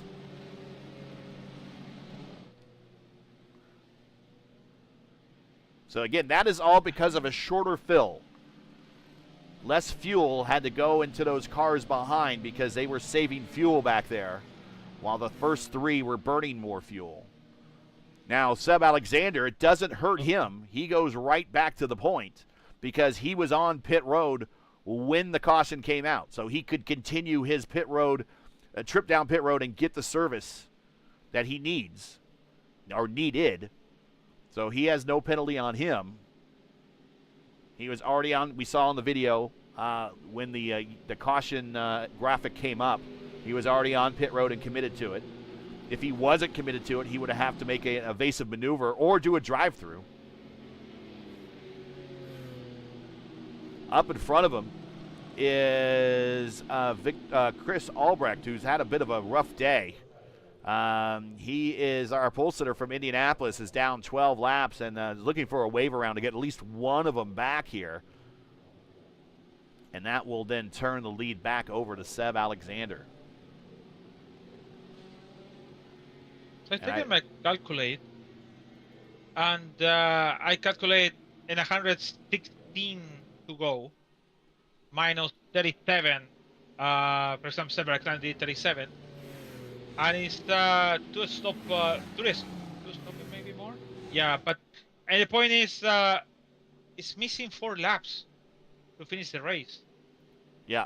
So if we take, yeah, you're right, 130, let's say he stopped at 133, and he's been doing consistently 37 laps. So 133 plus 37 gets him to lap 170 plus another 37, gets him to lap 207 plus another 37, gets him to lap 244. Not close enough without a splash at the end, so he needs to try to do some saving here, maybe drop back and get into the draft or hope for more caution. And with the field crunched up like it is, maybe we see more caution. They can save it one more lap for each, but I don't know if they can really do it properly. But everyone now should be on roughly the same schedule because now everyone has the same amount of fuel in the tank, roughly.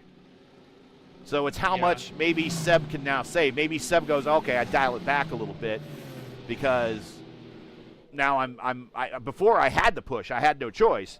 Now I'm back with the group. I just need to dial it back and take care of things as Seb starts bringing our field up to speed here as we go green next time by. Going green next time by at lap 137. It's Seb Alexander, your leader. Hunter Smith, your Indy 500 champion, is second. A.J. Hobson, who finished on the podium at Indianapolis, is third.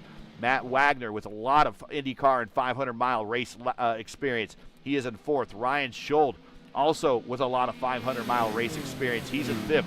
Andrew Wood, proven 500-mile race winner, in sixth. Chad Frankenfield, of course, he knows how to win the 500-mile race. Matthew Weeks, he won the race here last year. Shane Coker won a top split. And then, of course, there's Richie Hearn, the guy who's only done this for real in 10th spot. So the whole top 10, there's a ton of experience there. Especially with the Richie Hearn over there, the real guy. I will check about Michigan. Real Michigan for him. Frankenfield has at least one other 500 race win. He won in Pocono in 2020B. Of course, he won at Indianapolis in 2024B. So he has two 500-mile race wins. But here's green flag in the air. It's Alexander Smith, Hobson, Wagner, and Schold. Restart at lap 137.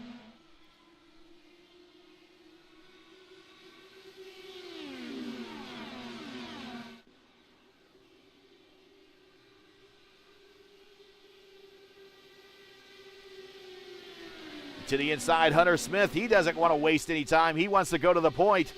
He sees himself a bonus at the finish line. He wants it all for himself. And as we thought, Seb kind of falls back a little bit.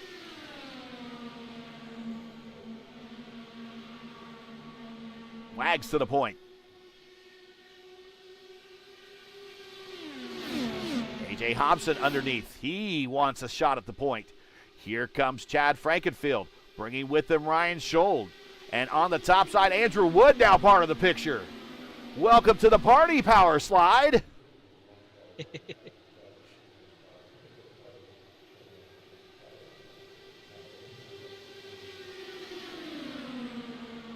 So I found the stand for the Richie Hearn. So he raced 4 times. The first result, 1998 and 5th. He finished 5th with De La Pena Motorsport. Actually, it was the best result of the season 98 for him.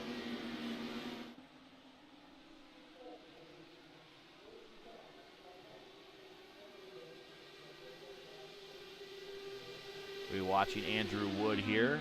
Hobson goes back. Wood. Now we got Frankenfeld to the point as he goes underneath Wags and to the point.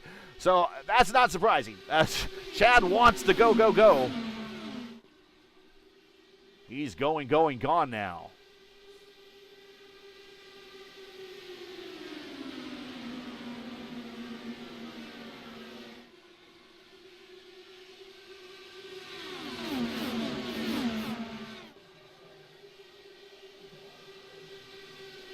Andrew Wood, this is his 22nd career Elite Racing League start. 1 top 5, 10 top 10s.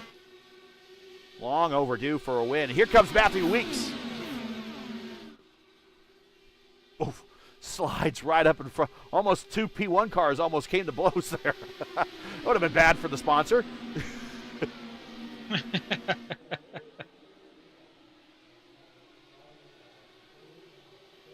But Weeks sticking to the tail of Frankenfield and the attenuator, and he moves himself up in the 2nd spot.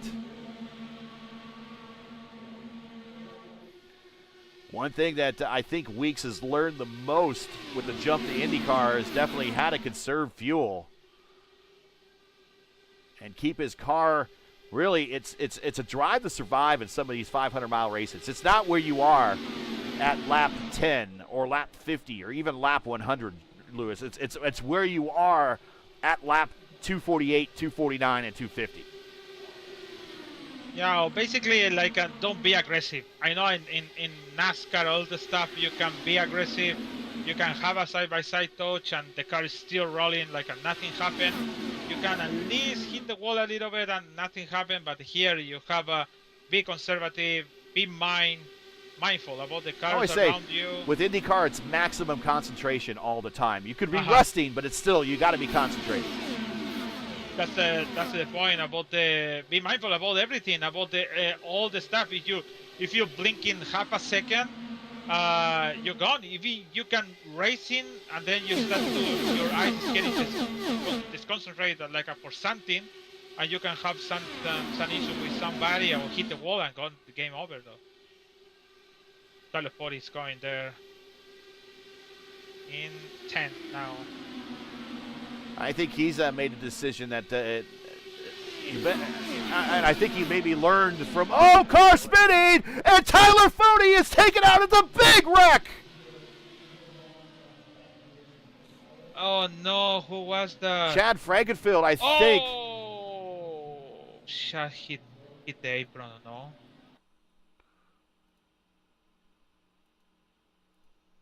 Oh, Chad hit the apron. He went to the apron. Oh, and once again, apron bad.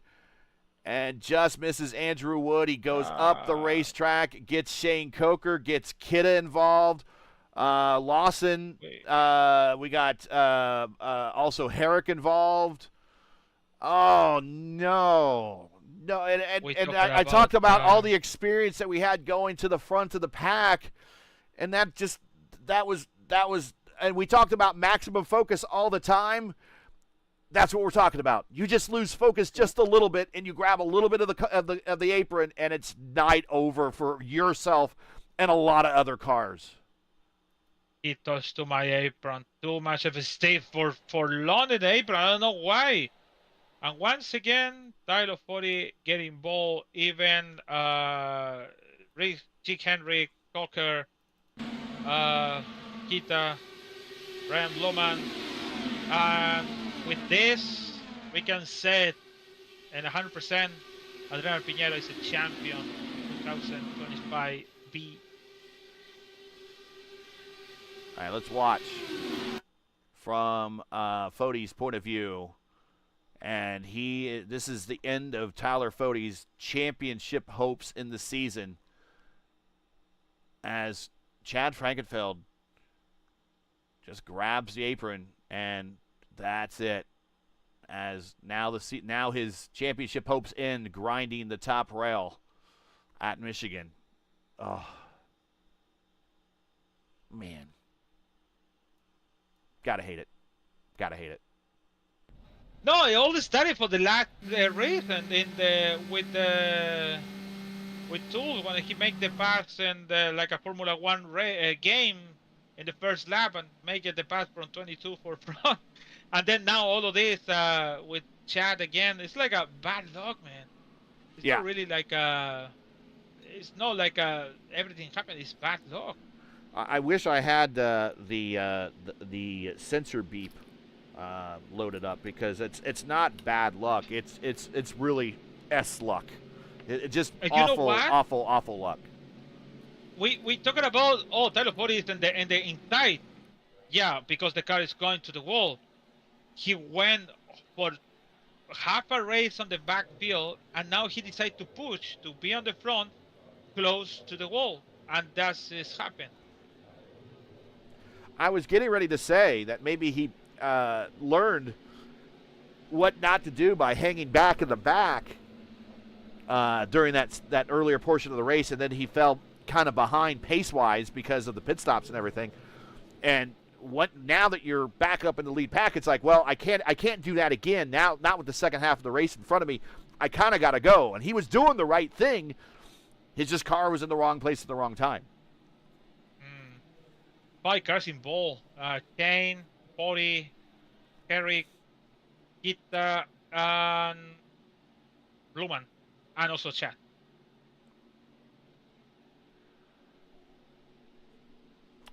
So let's reset the field here.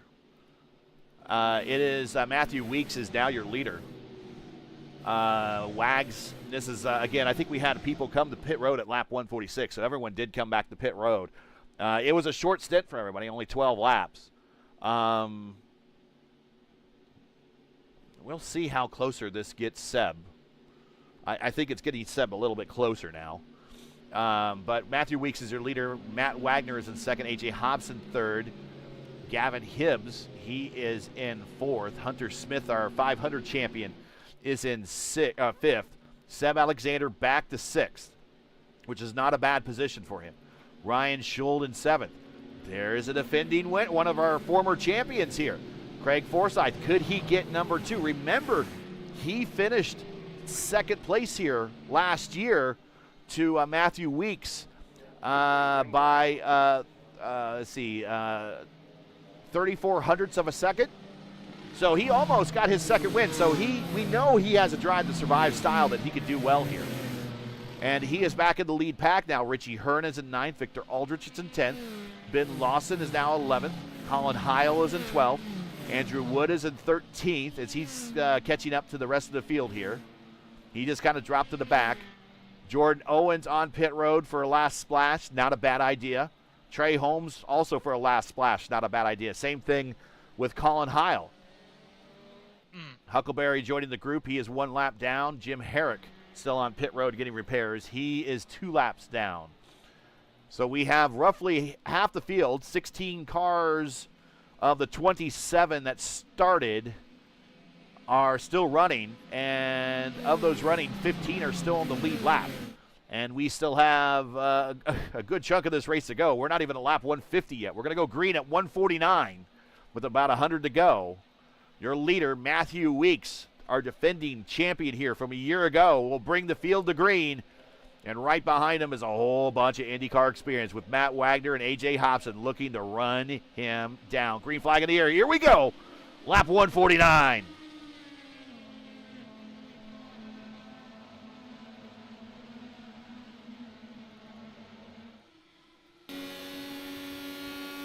How much is Wagner going to let him lead? I got to think Wagner's is going to go right to the point. Here he comes. Big run off the high side and 2. Down the back straight into the inside. Going to 3. Send Matty Wags back to the point where he has been almost all race long.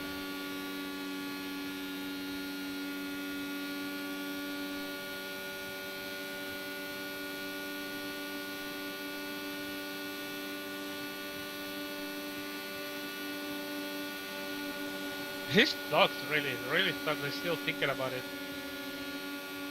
No incident without have any issue about that. Gone. I know the championship is kind of, that's kind of hard. It's really hard actually. 100 points with 108 to go. Maybe it's a slightly open for the championship, but yeah.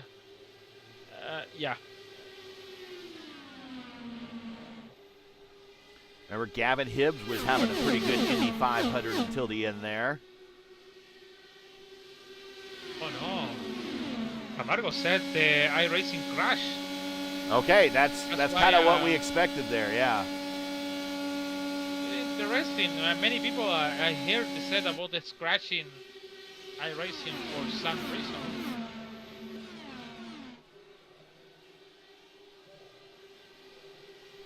Gavin Hibbs was having a great Indy 500. Got some great strategy to get himself up to the front. But unfortunately, end of the day, finished 17th. I think he had some damage and didn't answer the black flag or the meatball flag and got eventually DQ'd where he finished in 17th spot. But started 5th and had himself a pretty good day with some good strategy. Now he's back up to the point here at Michigan.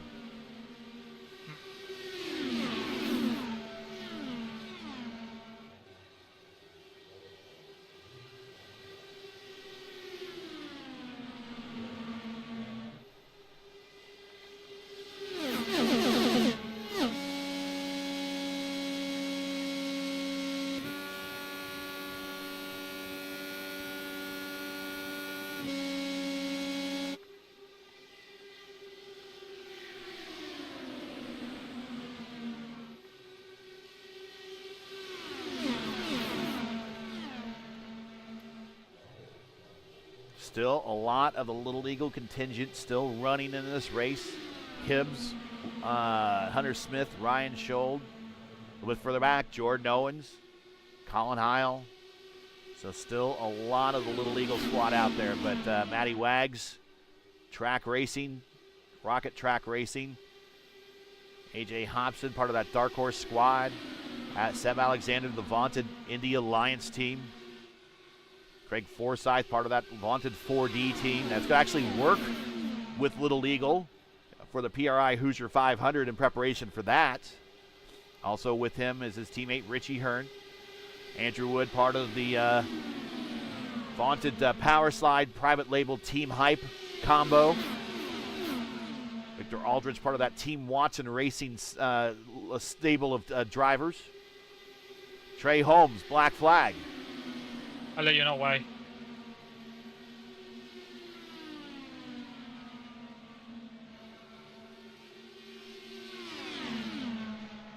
I find out why. I don't know. Something did. I don't know if he has the incident limit. He definitely came to pit road. No, they give it race control. No, race control give it to him. So Okay. I have to find it now. They talk it about, but I cannot hear nothing. I believe that's just going to be a drive-through penalty. So he leave a big gap. Thank you, Glendy.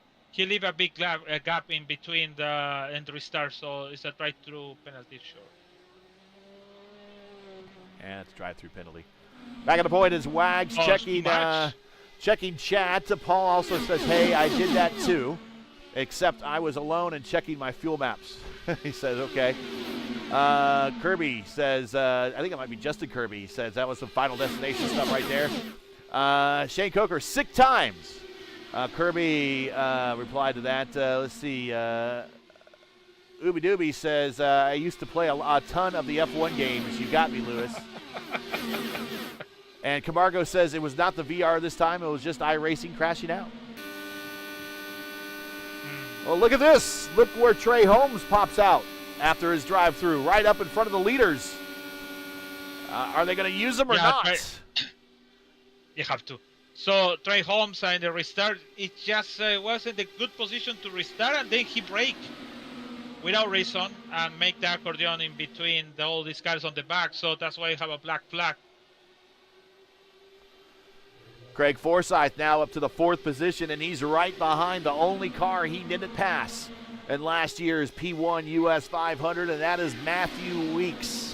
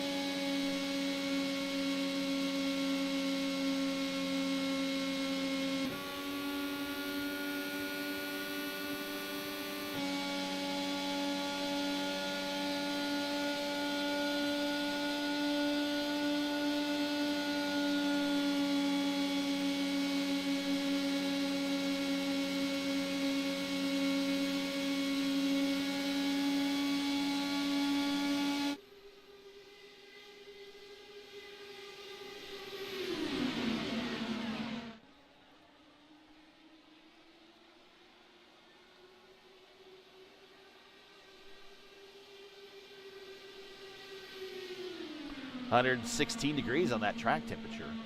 So the track temperature continues to be hot. We've seen it hotter elsewhere, but it's still pretty hot. I'm guessing you can't ride that bottom line as long as we thought. We saw it earlier in the race with Mikolajczyk.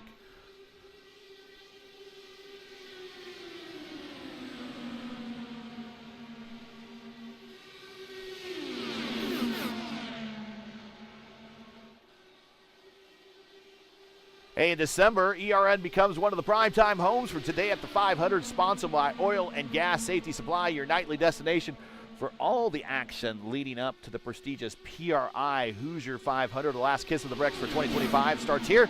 The countdown is on, so pucker up, don't miss a second of the action. Like, share, and subscribe to stay locked in. Coverage starts here on ERN with myself and Luis Gonzalez Nunez, bringing you happy hour at the Brickyard.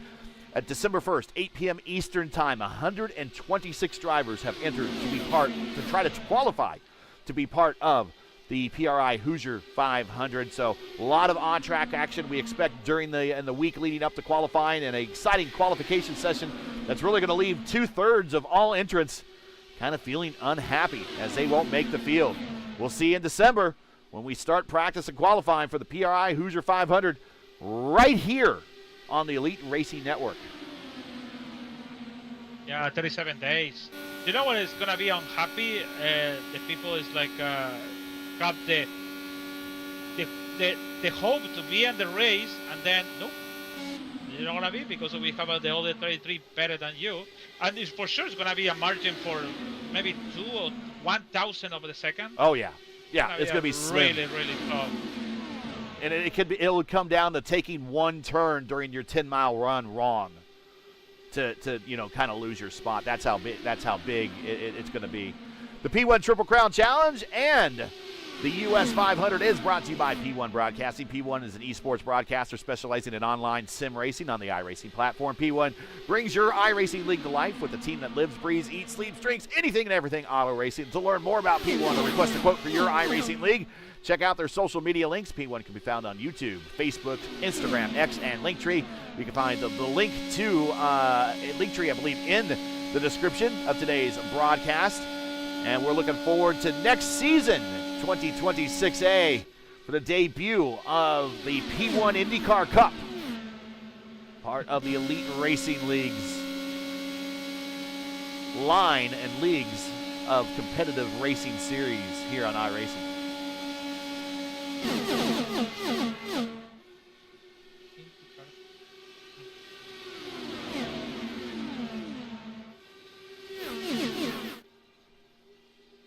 Up front, it's still Wags, Hibbs, Weeks, Forsyth, Hobson. Wags and Hobson have been at the front for much of this race. They're just Wagner wants the lead. Weeks, Hobson just kind of hanging out. Richie Hearn now up in 5th. High side starting to come in. Ben Lawson, who was at one point well behind anybody in the order, is now climbed up back through the standings. He is now going to 4th. Two classic IndyCar liveries racing side by side there. The Forsyth Racing livery and the classic black AJ Foyt Copenhagen Valvoline livery. Oh, the Wagner? Huh? Who have that? Lawson. My 20 pain Lawson. Okay, my 20 pain is not the better one. So show me Lawson.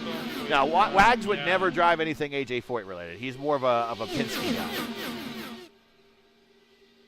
But he's in his own Horizon IndyCar Series livery right now, which they run Thursdays on P1.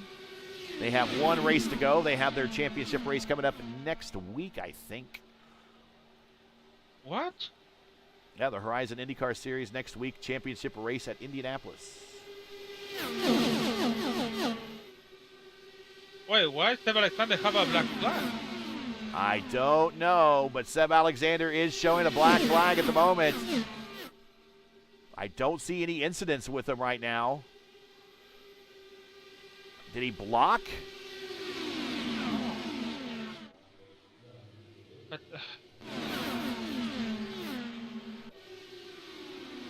I'm not sure. Okay. I understand. He's at 23 laps. He can't stop anyways.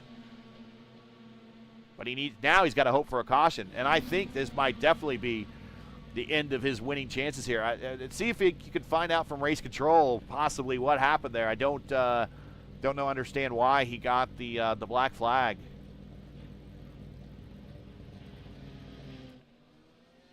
But he's going to pop out with Herrick. Maybe Herrick can help him out. At the point is Weeks, who is kind of weaving on the front stretch. But we're going to go 3 wide. Hibbs at the bottom. Wagner up top.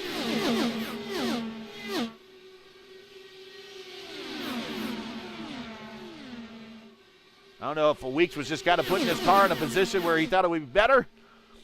Here comes Lawson. He's going to follow Hibbs. Nope, he's going to, well, I don't know where he wants to go right now. He has, hold the line, Ben, hold the line.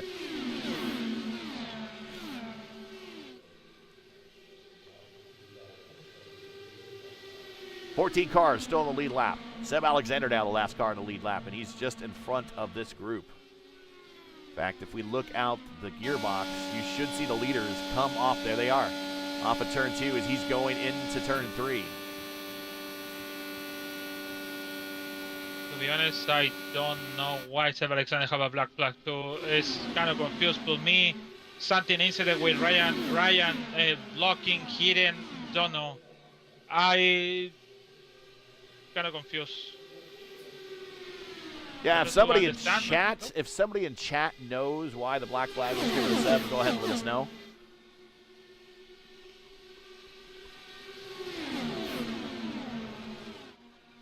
That's going to remove one of our challengers all day long. But it's Wags your leader, Forsyth now second, Weeks in third, Hibbs fourth, Hunter Smith fifth. So we still see a shot with 2 drivers up at the front getting their first win. Matthew Weeks getting his second win. Hibbs has been looking for his second win for quite a while. I called his first win when he beat Brophy in one of my very first Elite Racing League broadcasts at New Hampshire, and a thrilling duel. That's what I'm trying to say. At New Hampshire for Gavin Hibbs to get his first win. Hunter Smith looking for his second win. And to back up his 500-mile race win at Indianapolis with another 500-miler. Doesn't happen very often in IndyCar history where someone wins at Indianapolis and then later wins at Michigan. Gordon Johncock did it. Rick Mears did it. But very few times has it happened in IndyCar history.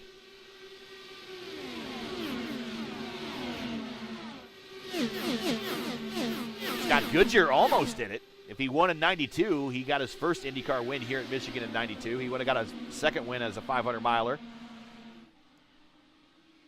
A.J. Hobson looking for his first series win. Andrew Wood looking for his first series win. Victor Aldrich, Richie Hearn looking for their first series wins. Ben Lawson was challenging for the lead there for a while, but he has now fallen back to 10th. Jordan Owens started on the front row in Indianapolis, started in the back here today, just been kind of hanging out in the mid-pack all day long. He's at 11th, still in the lead pack, along with Colin Heil, his teammate. Ryan Schold also in the back there. Seb Alexander now working with Jim Herrick. These are 2 guys with a lot of IndyCar experience. I think it's fortunate for Alexander that Jim Herrick fell into his orbit. Maybe he could stay ahead of that group. Okay, I found it. The incident is in turn 1 and 2. Ryan Schultz came high. Seb Alexander was low. Seb Alexander tried to like a left pass 1, 2 cars. He just going to the line that Ryan Schultz have a small contact, but I don't see the damage on Ryan Schultz. What lap number was it? It was 160. Lap 160. 161. They have this small contact because Seb Alexander want to come back to for the line, racing line, and Ryan Schultz came over there and have a small contact. This is really no big. All right, so we're going back about a lap. We're going to go back about a lap before. We're watching Ryan Schold. There's Seb Alexander right in front of him. So this is Seb right here. This is Schold right here. And we'll get back to live action. Hopefully nothing happens at the front. Everyone's kind of behaving.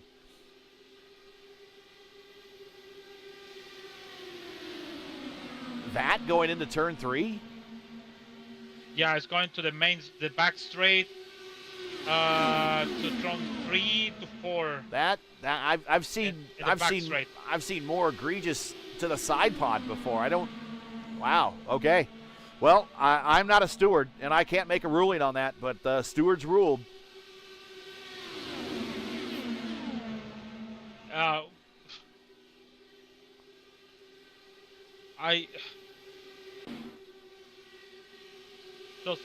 Ryan Schultz came to the pit. That's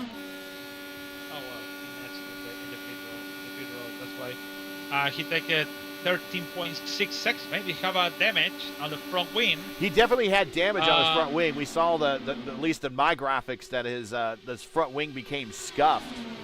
So that would mean that he definitely had a damaged left front wing element, certainly the end plate. Yeah, he have a damage. Actually, yes, you're right. Yeah, he have a big So big Ryan damage Schultz on is the one car. lap down because they had to stop on pit road and get a new front wing. It didn't look like it was a very purposeful hit by Seb, but Seb is still on the lead lap at the tail end, struggling just to stay on pace. Meanwhile, up front, basically your top 12 are all together on the racetrack. Colin Hiles a little bit kind of behind the group, but he's still within the draft envelope.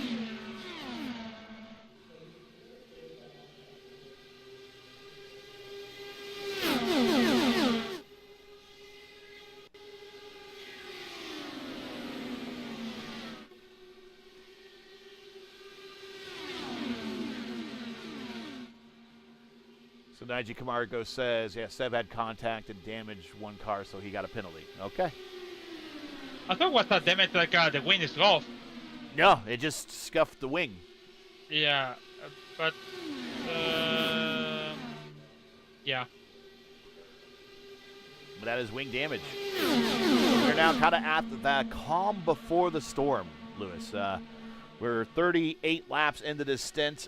We expect really everybody to come to pit road any time now. It's like, oops, we have to stop one more in 15 to go, 10 to go. Yeah, we're looking at two. Yeah, we're looking at two stops for sure. Two stops for sure. Wag's coming in. He's coming in at 38 laps, bringing with him Richie Hearn. Richie Hearn gets it woed up. So he's coming 38 to, I believe, 39. So we're lap 185. So if he goes 39, that gets him to 224.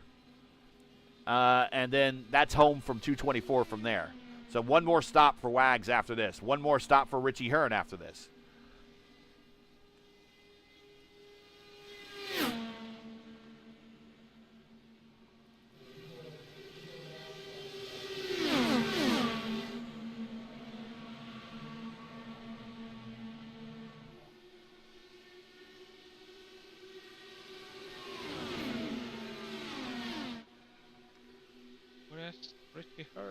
So the last time, and we're going to throw something a little bit at the feet of Hunter Smith here. The last time, I believe, we've had someone win two 500-mile races in the same season is Brophy won at Auto Club and Pocono. And very, very close came to winning the Triple Crown. I think he finished third in that very, very close finish between Bensi and Malechka for the 2024 Indy 500. But caution on the racetrack. And it's A.J. Hobson and it is Hunter Smith as we were just two of the guys on the podium at Indianapolis. Trouble on the backstretch. So no 20. Maybe Hunter Smith is okay. Oh, he saved it, ma. It's just AJ Hobson is gone. Oh, but AJ Hobson said it's on me. So sorry. We're going to watch it again, and I think we have. Sure. Hobson gets the dirty air from Hibbs. So this is actually kind of Little Eagle. And, yeah, Hobson gets into the side of him. That's Craig Forsyth coming up pit road. We're going to see Hobson go to the inside wall. I think Hunter Smith might be able to come to pit road and just get that damage repaired. I don't know how bad the damage is on the left side pod, but he has no damage elsewhere. All of the key upright elements are still looking in the right condition. But I was getting ready to say, as we watch his steering now, as he's going to come to pit road, Brophy's the last driver to win 2 500-mile races in the same season. That was 2024 A en route to his 2024 A Series championship. So I didn't mean to jinx Hunter Smith right there, but he still has a shot now if he doesn't have a lot of damage. We'll watch as he comes down pit road because he's definitely going to get his car looked at. Richie Hearn staying out because he just stopped.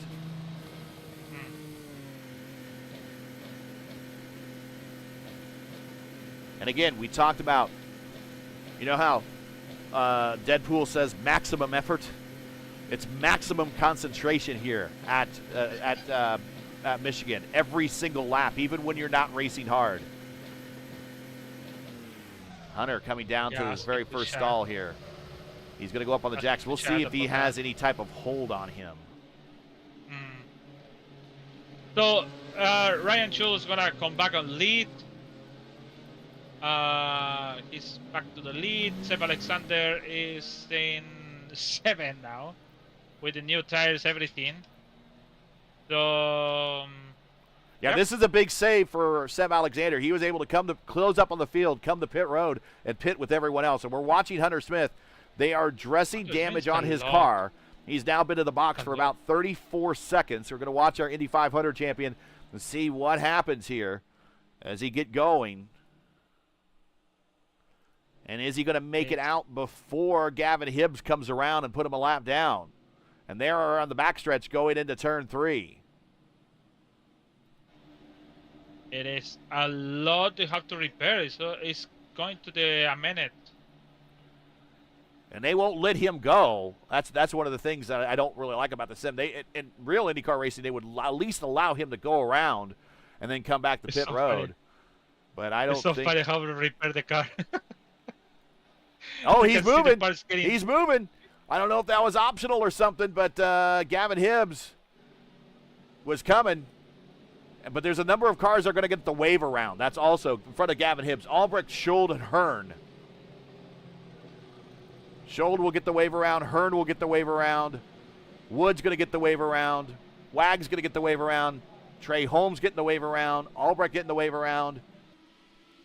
So it's going to turn the lead over to Gavin Hibbs. In second spot now is Victor Aldrich. Jordan Owens is in third now. Jordan Owens, talk about biding your time. Matthew Weeks is in fourth. Ben Lawson fifth. Seb Alexander is the guy you got to watch for out of all this now. He's going to have the bit in the mouth, and he is going to be chewing on getting back to the lead here. As we're going to go green with just less than 60 to go.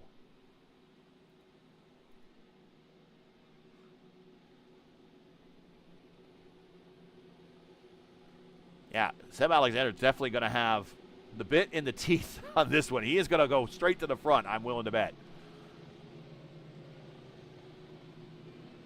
Gavin Hibbs up 20 spots. Victor Aldrich up 9, but he's been to the back up to the front now.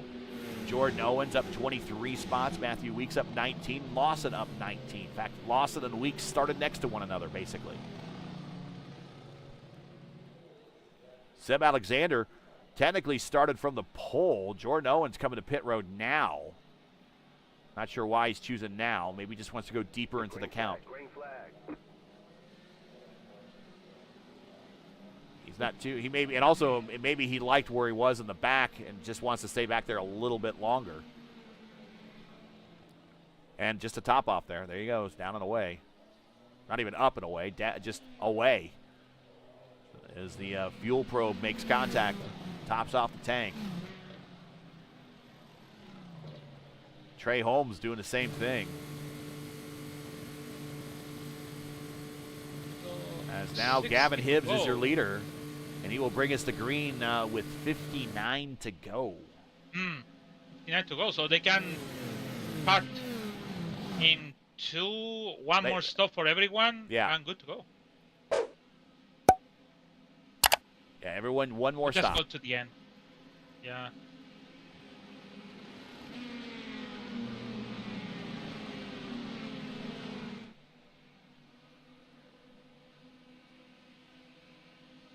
Hunter Smith, 6th position after going sideways halfway down the backstretch.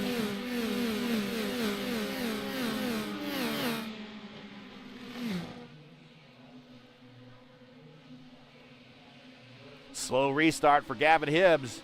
We're back underway. 59 to go here at the P1 US 500 at Michigan. It is Hibbs, Aldrich, Weeks, Lawson, and Seb Alexander, your top 5 going into turns 1 and 2.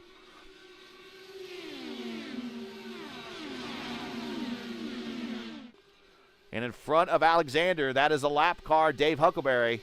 So he'll want to get around Dave. Of course, if Dave wanted a winning car today, he'd be in an IU car. Anyways, he's going to hate that comment when he comes back and hears. He is a big Purdue fan and a Purdue employee.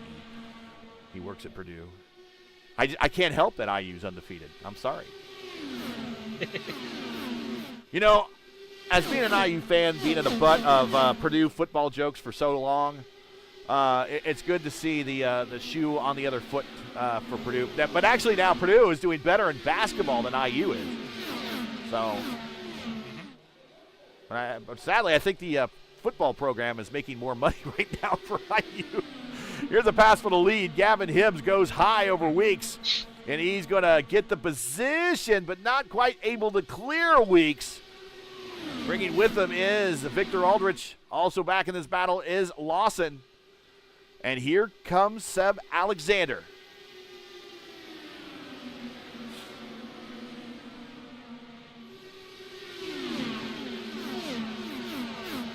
Seb now to third. Oh! Lawson, big move. Seb's going to try the middle. Hibbs cannot close the door now. He's there, 3 wide for the lead of Michigan through turn 2. Seb Alexander from a drive-through penalty back to the lead with bang wheels with Matthew Weeks. No. Is he going to get another penalty for that? Oh, no. Here we go. Here we go again. Can we watch that again? Let's watch that again.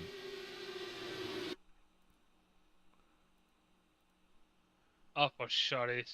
Yeah, let's watch this. We had to go back about 30 seconds, but let's see this from another camera angle possibly of what happened. Did Seb just hold his line? Did Seb come down on him? Did Weeks come up on him? Did he just run out of road? Oh, no. I don't know.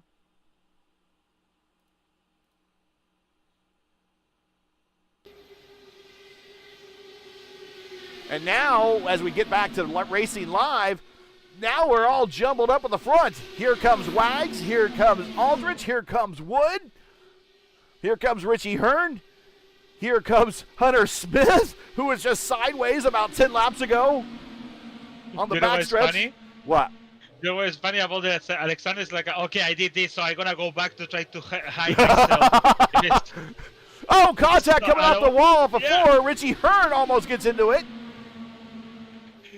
Don't get in contact. So, yeah, I'm just going to go, don't look at me. I'm going to the back. I'm hiding out.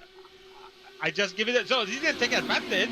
Just give me the position back to Weeks. Matthew Weeks, so nothing happened.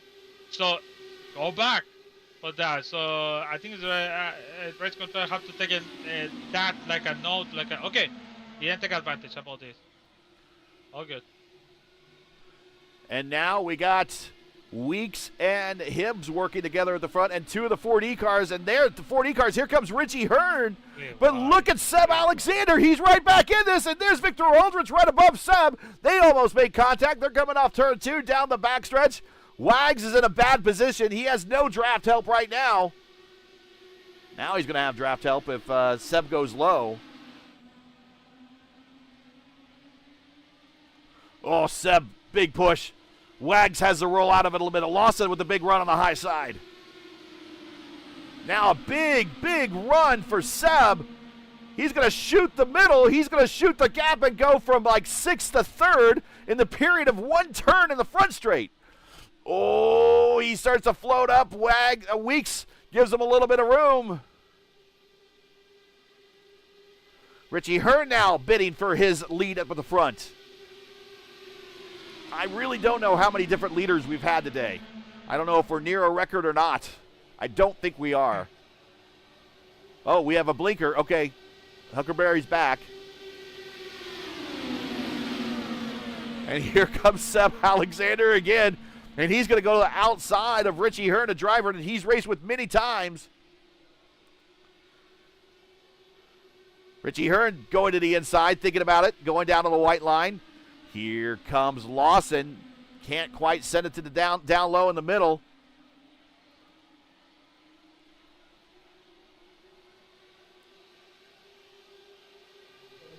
Richie Hearn with a run on the high side.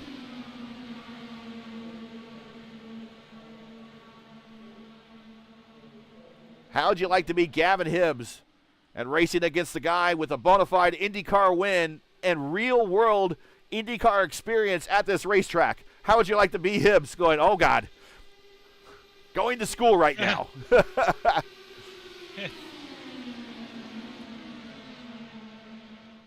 The guy at the top of the picture in the orange, black, and gold car, he is your iRacing IndyCar Oval Series points leader, looking at a championship in about 3 races if he can hold on to the lead. Then you got Richie Hearn, a multi-year IndyCar veteran, finished 3rd at the Indy 500, should have got Rookie of the Year. Here comes Lawson up the middle. He's just going to thread the needle. Talk about brute forcing your way to the front. And then you got Gavin Hibbs with a lot of starts here in the Elite Racing League, especially at the stock car level, and 1 win at New Hampshire in the IndyCars, looking for another win.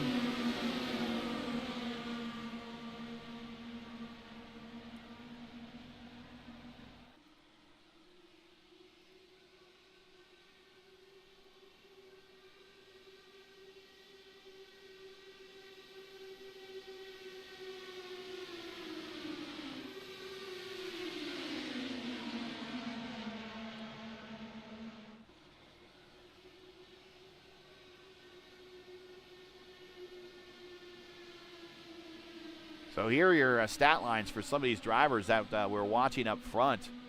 Is Gavin Hibbs. He has 52 career starts. This is his 53rd career start here in the league. But the last couple of seasons, he has picked up the pace and the racecraft. And, of course, got his first win in 2024B at New Hampshire. He has 4 top 5s and 15 top 10s, but he has been picking up the pace here as of late. Seb Alexander in his 29th career start, 6 top 5s, 14 top 10s. Richie Hearn in his 23rd career start, 4 top 5, 8 top 10s. And Ben Lawson in his 10th career start, 1 top 5, 1 top 10.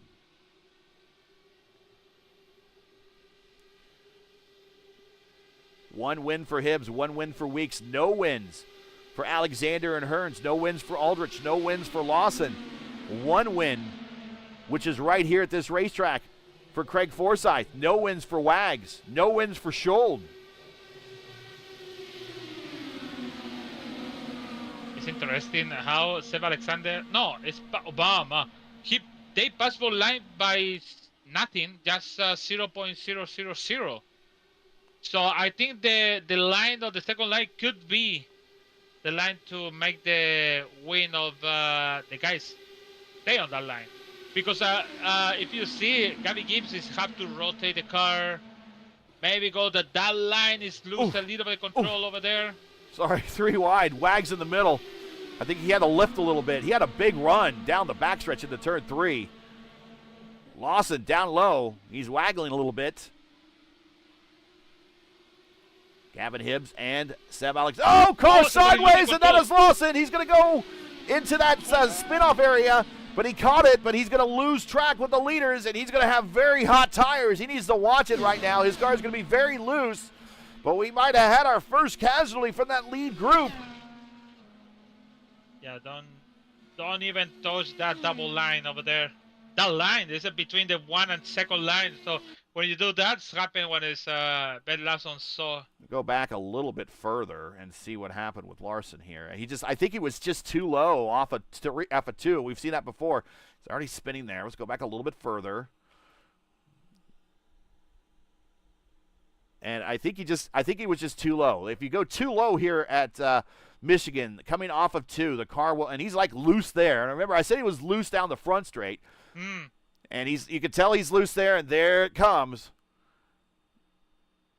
Maybe a little too much weight jacker to help the car rotate, but he gets it straightened out. He catches it and keeps it off that inside wall, which has collected a number of cars. He bounces off the apron a little bit, but that inside wall has caught a number of cars today. Specifically, A.J. Hobson. The lead.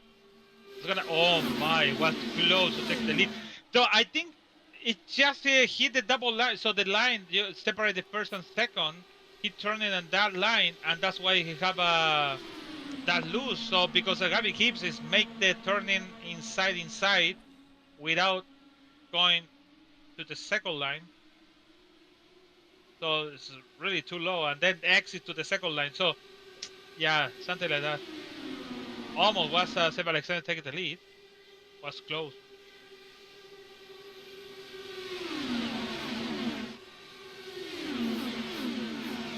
To be honest, they don't need to battle hard because they need to stop one more time, and that's make the difference.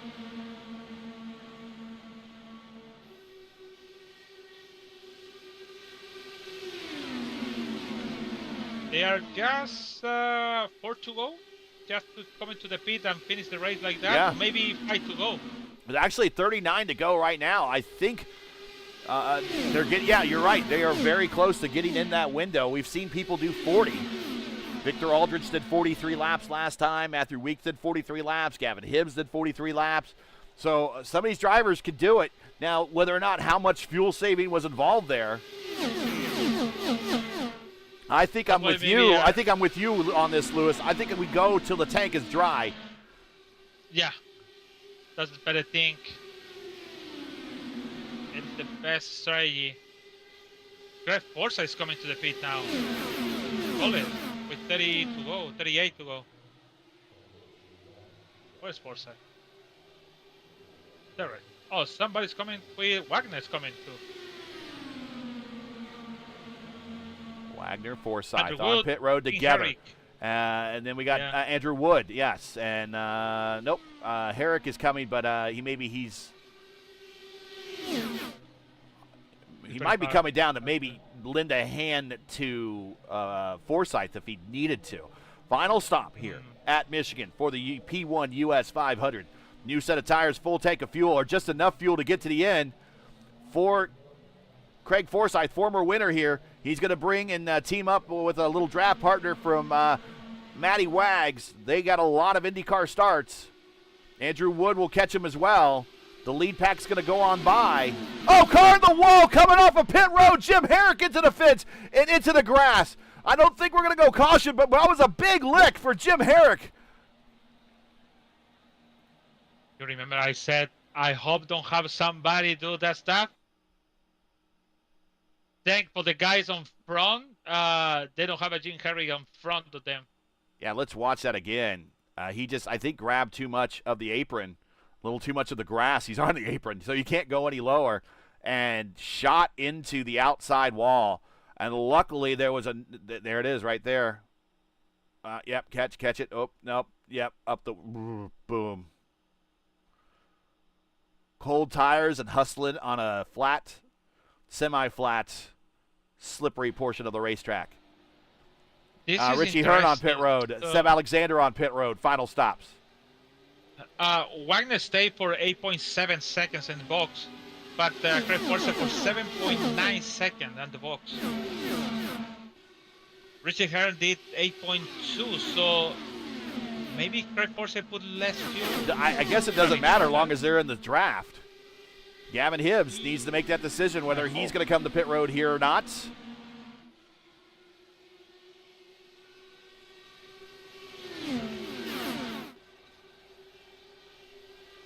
And he stays out. Hibbs, Weeks, Schuld, Aldrich, Hunter Smith.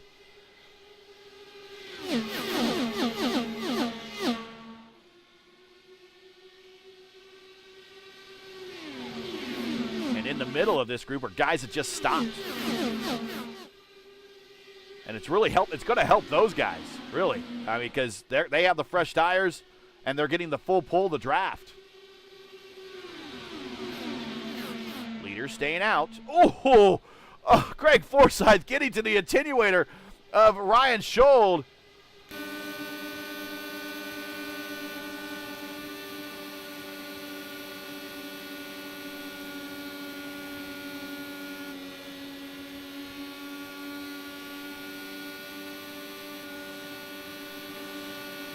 There's a shot of Craig Forsyth's nose. Here's a shot of Wag's nose right there. Get your screenshots. Victor Aldrich dropping off, going to pit road.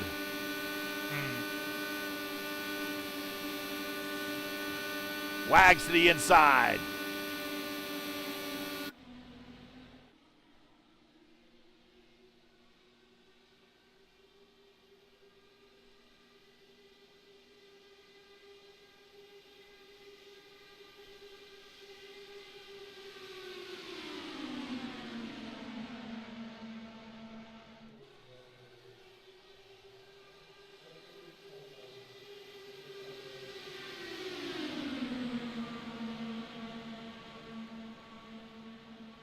All right, so what we're going to do here is we're going to take our final break, and we'll bring you the last bit of this race uninterrupted. We'll do our last side-by-side with iRacing, a little word from iRacing as we watch as the leaders are preparing for their final stop. We'll be right back for the continuation and conclusion of the P1 US 500 right after this. Racing isn't easy, but experiencing it is. iRacing puts you in the driver's seat with the industry's leading sim racing game. Drive on laser scan replicas of the greatest racing circuits from around the world. Go head-to-head against other drivers chosen by skill-based matchmaking to ensure competitive racing at every level. Compete across all your favorite series. In officially licensed cars, engineered to deliver the most accurate driving experience possible.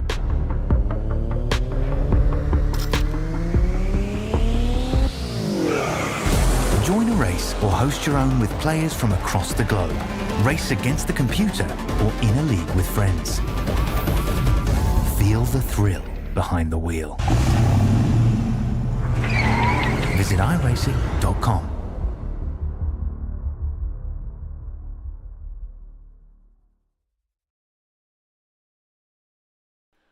And we are back as we're watching contact as Weeks was coming to pit road between Craig Forsyth and Ryan Schold. And I wondered, here comes Forsyth coming down pit road. He's going to have to get a new wing. I don't know if there's going to be any penalty issued to Forsyth, or excuse me, to Schold.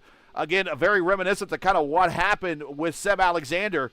So this is going to be interesting as now there's still people that still need to pit, but the group that's in front of our leader, Gavin Hibbs, are guys that have already pitted.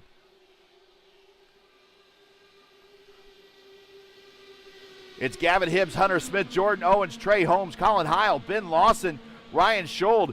They all are a lap ahead, basically, of these leaders, right? Of these other cars right behind them, which is Wags, Alexander, Wood, and Hearn. And they're really wanting a caution to come out now and lock these guys possibly a lap down. I don't think it will because they'll just drive on around. They made their final stops, but Hibbs should be coming to pit road about any time, and he's getting passed by people that have better tires and don't need to stop anymore. 25 to go.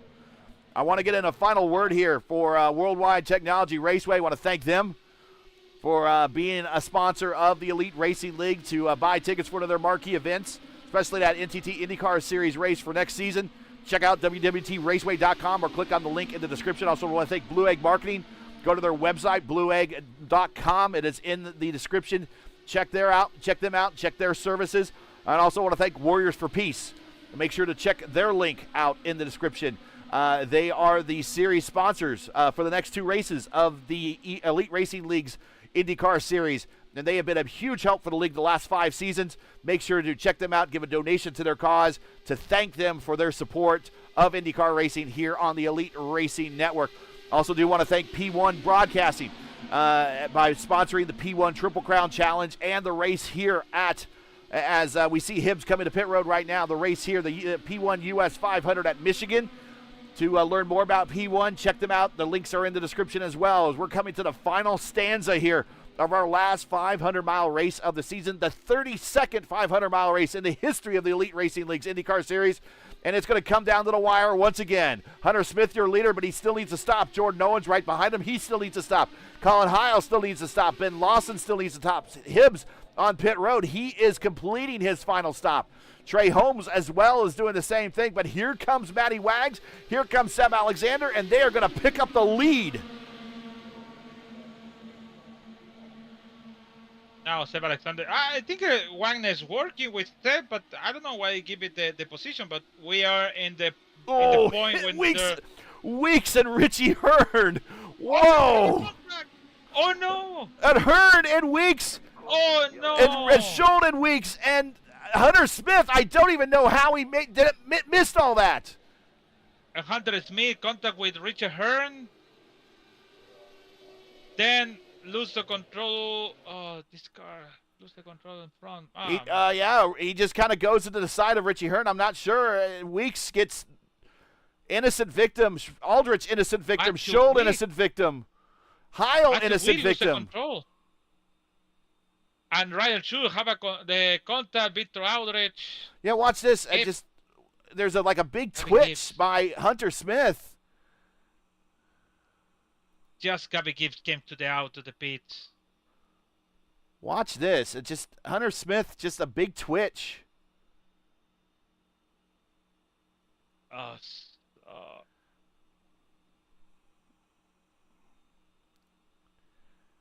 I think he'll go back about another 5 seconds or so. We'll check it out again.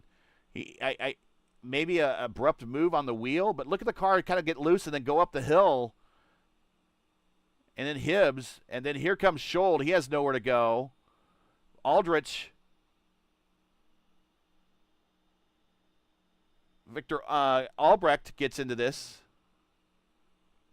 So a big wreck here at the end. Wow. Yeah. So this is going to reset things, everybody. 4 people with the maple flag. Jordan Owens coming to pit road.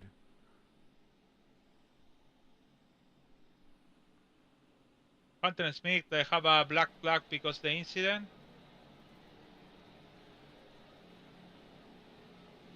Here we see a bunch of people coming to pit road. Victor Aldrich going to get some repairs done. Colin Heil on pit road. But Seb Alexander, he is coming down pit road for a new set of shoes.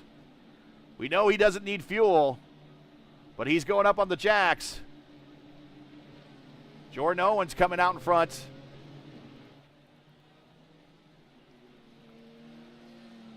Matt Wagner stayed out. Smart. And I don't think people are going to be asked to move over. So Scholl is rocking some damage on the front. He will come to pit road to get that damage taken care of. Trey Holmes, I believe, just stopped.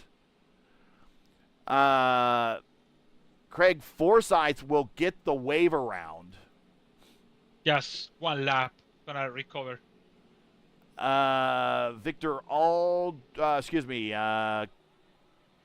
Chris Albrecht is going to get the wave around as well. Hibbs will get a wave around. Unfortunately, Craig Forsyth will still be 1 lap down.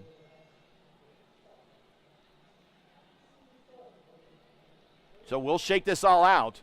Herrick with the meatball flag. We saw earlier Richie Hearn on meatball flag. His day might be done. Victor Aldrich, damage on pit road, still getting it fixed. Ryan Scholl, he's going to have to come to pit road. He has no choice at some point. Hunter Smith with the black flag for causing the contact. He will go back to the back of the pack. We now have 19 to go here at Michigan.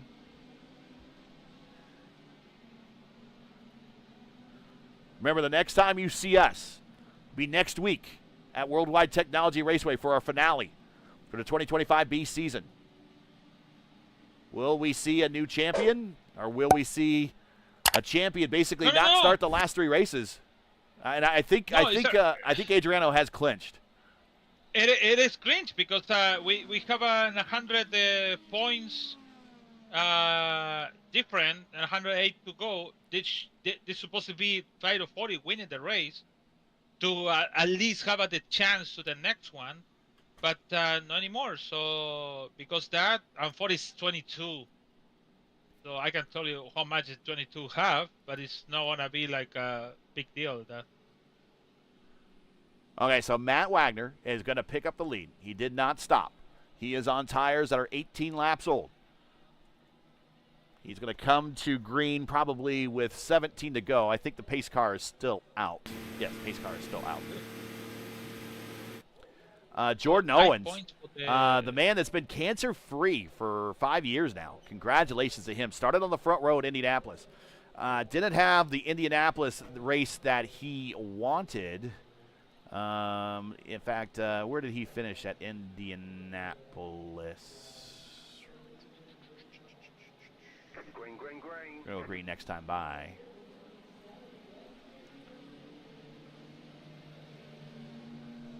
No, Owens. Jordan Owens started second, finished sixth, so he had a top 10. Oh, that's nice. So it's not a bad race, but he was looking for more.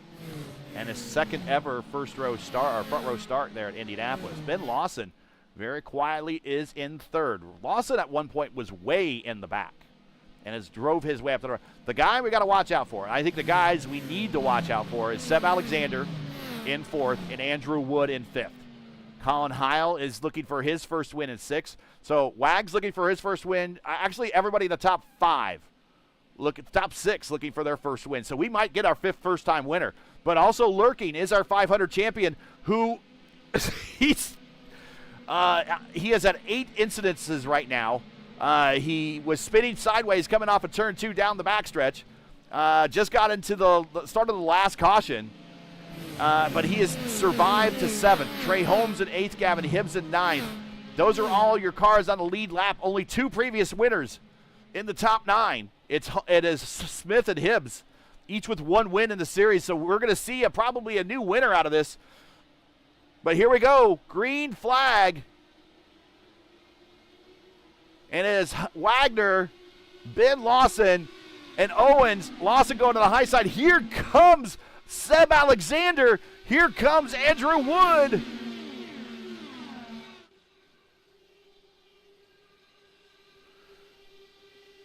And Alexander's going to shoot the middle.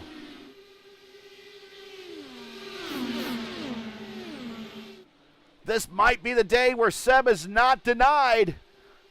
Got the pole, got sent to the back, drove from the back to the front, drove to the back to the front again after a black flag drive-through.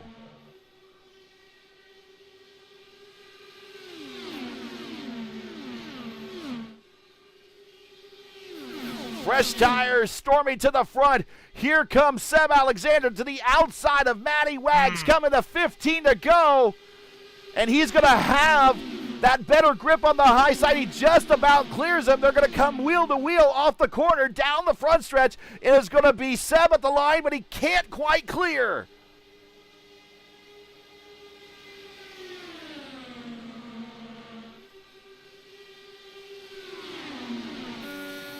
Here's Andrew Wood. He's going to stay on that high line. He's going to stay on that high line. It's safe up there right now.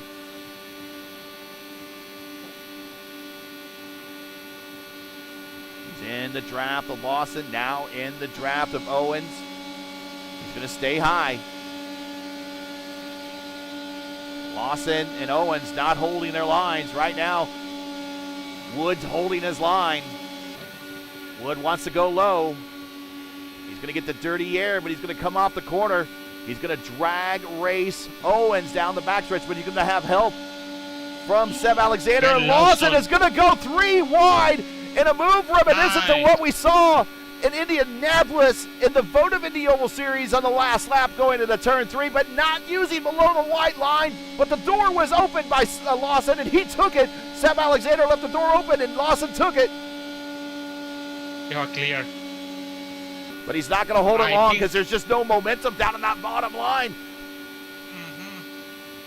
I think Seb Alexander knows. you can go inside, but the thing you have to follow in the first line. So. And that's Richie Hurd in front of him, lap traffic.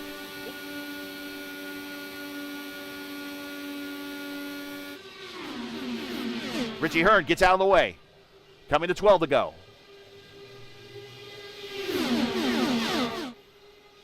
Three wide for the lead. It is Seb down low. Wags in the middle.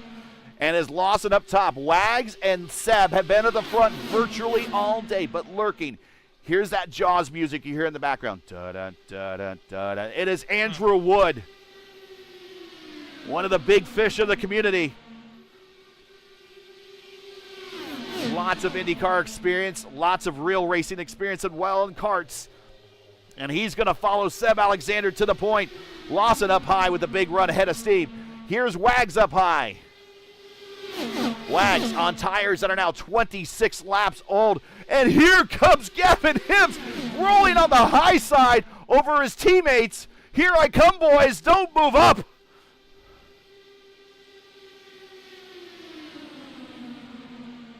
Okay, you're in the window where we said the calm of the storm is over. We're spinning. Gavin Hibbs into the wall. Hunter Smith into the wall. Oh, yellow. Colin Heil into the wall. The yellow flag is out. And we're going to have a last-minute sprint to the end.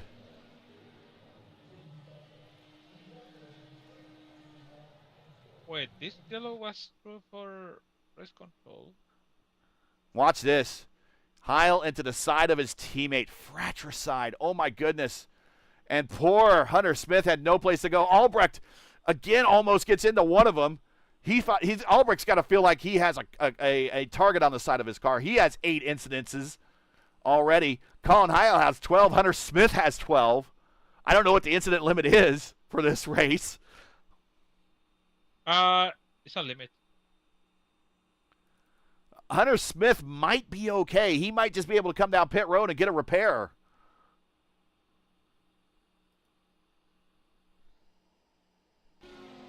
And my Apple Watch is yelling at me saying you're too loud as I'm yelling here.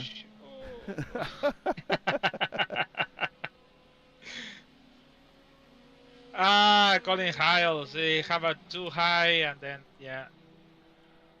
Man. All right, so we are under caution as the pace car has picked up the leaders now.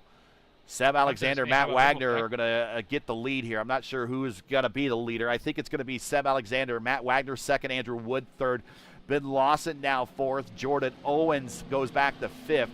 Trey Holmes, very quietly, we've seen Trey Holmes have a kind of a long day himself, to the front, to the back, mainly in the mid-pack. But now, just by driving to survive and a little bit of attrition, he is now up in the top 10, and he's in 6th spot. Hunter Smith showing the meatball flag, and he's going to have to come to pit road this time and get that wing looked at. He is still on the lead lap, and he'll be the last car on the lead lap. He might still play a role in this if he has any tires left when he comes to pit road.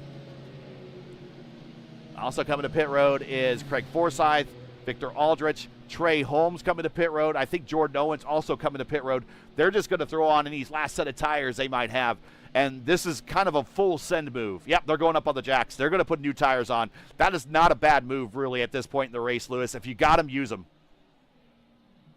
Yeah, actually, it's no limit tires. Yeah, it's 8 changes. So you started with 1 on the car and 9 or 8 in the pits. I forget, or 8 changes. So I think that puts 7 in the pits. Yeah, they have 9 8. in the pits. Yeah, they have 8 for now. Fourth, they have 8. And there's a new wing. There's a new wing for Hunter Smith. He leaves Hunter the cockpit. Smith's gonna be forever there. I don't know if he has additional damage. Yeah, remember they have that additional for 1 minute. Maybe it's gonna be for more. The leaders are now halfway down the backstretch. And we're getting into territory now where we're not going to have a lot of cars running at the finish of this thing. On the lead lap, it is 7 cars still running. 1st through 9th is still running. 13th, 14th are still running. They'll pick up, I don't know if they'll pick up any more positions here. Gavin Hibbs looks to be out. Colin Heil looks to be out. Victor Aldrich is sitting on pit road. I don't know if now he's moving, so he's going to still be going.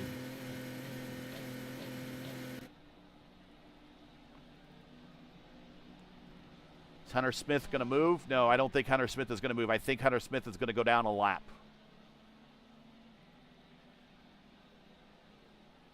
So we will have only 6 on the lead lap. And I believe we are at the point also where lap traffic will get out of the way entirely if there is any lap traffic, and it will just be the leaders in contact. So Seb Alexander still looking for his first Elite Racing League win. Matt Wagner, first Elite Racing League. You know what? We are going to see a first-time winner. Unless something catastrophic happens, we're going to see a first-time winner. Seb Alexander has not won before. Wags has not won before. Wood has not won before. Lawson has not won before. Jordan Owens has not won before. Trey Holmes has not won before. So we're going to see our 5th first-time winner this season. We're going to tie a record. What if Seb Alexander win the race? Finally. A big monkey off his back. And he has been a man on the move in every series he's been in. He's either we've interviewed him so many times over on P1 and the Oval Series and other series he's been in where he's been second, he's been third, and we're just telling him one of these days he's going to get the win. Could this be that day? Could November the 6th be that day where he gets that big breakthrough win? The last big win we broadcasted for him was over in the VOR Series, the Velocity Online Racing Series, where he won on the road course at Laguna Seca, and that was a very tough race. And I guess if it's not a worthy race to win for Seb Alexander unless it's a tough race, because this race has been equally as tough. And he is going to go. We're going to go green with 5 to go. So it's going to go. We're going to go by right now. It's going to be 6 to go, and we're going to go green, taking the green flag with 5 to go. So 10 miles, a qualification run at Indianapolis to decide the P1 US 500. The 3rd and final crown jewel of the B season of the Elite Racing League's Warriors for Peace IndyCar Series. I hope you're telling friends at home to watch. Get on this. You're going to see a sprint to the end with 6 guys that are very deserving of getting their first win.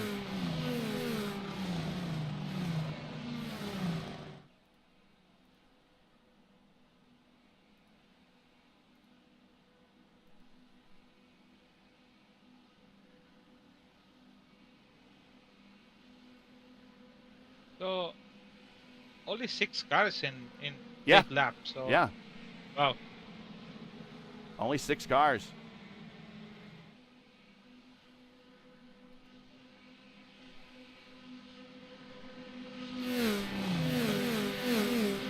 Okay, we're getting ready to go green.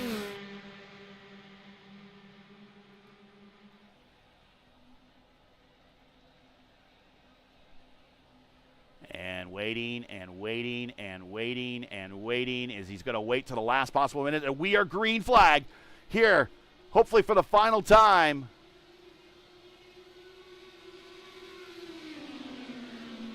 It is Alexander, Wags, Wood, Lawson, and Owens.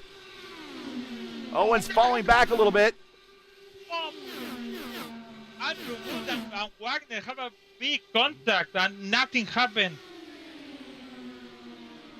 Here's Wags. He's there. Coming to 4 to go this time by 8 miles. Lawson's coming right with him. Lawson's going to the bottom. Can't use the apron to pass. Here comes Wood. Here comes Wags. Trey Holmes is here. All together, the 6 cars on the lead lap are all together now. Alexander's doing everything he can. The best thing he needs to do is stay on that IRL line on the bottom. Stay married to that white line. Do not leave that white line. Do not think about leaving that white line. 16 lap old tires for Wags, or for Alexander, 33 for Wags, 16 for Lawson, 17 now for Wood, and 5 for Owens. So if Owens can get up there, he's going to have the most grip. Whatever's happened now is race over. Yeah, Dave Huckleberry sets the purple lap with a 32 flat at the end. Lawson wants to shoot the gap, but he can't quite find the hole. Wags edges out, but Alexander's going to bring it even off of 3 and 4. Coming to 2 to go.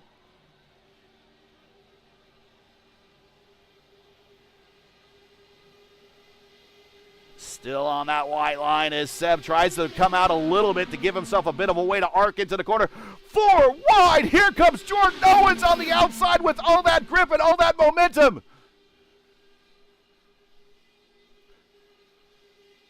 Into 3. Wow, coming to the white flag. Seb Alexander, Wags, Wood, Lawson, Owens, Trey Holmes also involved a little bit but they got the best seat in the house as Huckleberry and Craig Forsyth. White flag in the air. 1 more lap to go for 500 miles, and we're going to come down to the final lap. Banging wheels going to the turn 1. Seb Alexander, Matt Wagner. 4 wide coming off the corner, down the backstretch on the white line. Seb stays. He is not coming off that white line, not coming off the white line at all. Seb's going to hold on. Here comes Wags. Lawson wants to come through, but there's no place for him to go. And no help for the draft for Andrew Wood to help pull him forward. Seb off the corner for the final time, looking at the checkered flag. Is he going to get that win? I think he is. Seb wins! And Ben Lawson in 3rd.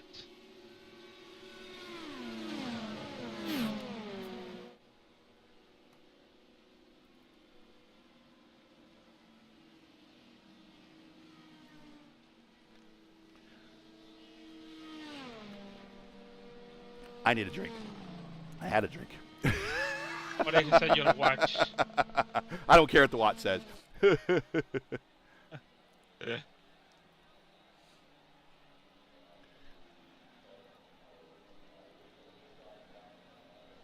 And our 5th first-time winner this season. He becomes the 35th different winner in Elite Racing League history.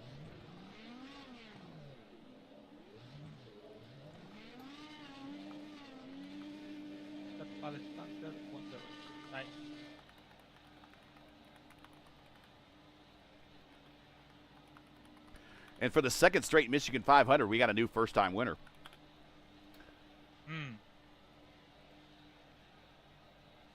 Actually, let me double-check that. No, 3rd straight first-time winner. Stanley won in 2023, Weeks won in 2024B, and Seb, who's going to bring the car into victory lane, he won in 2025B.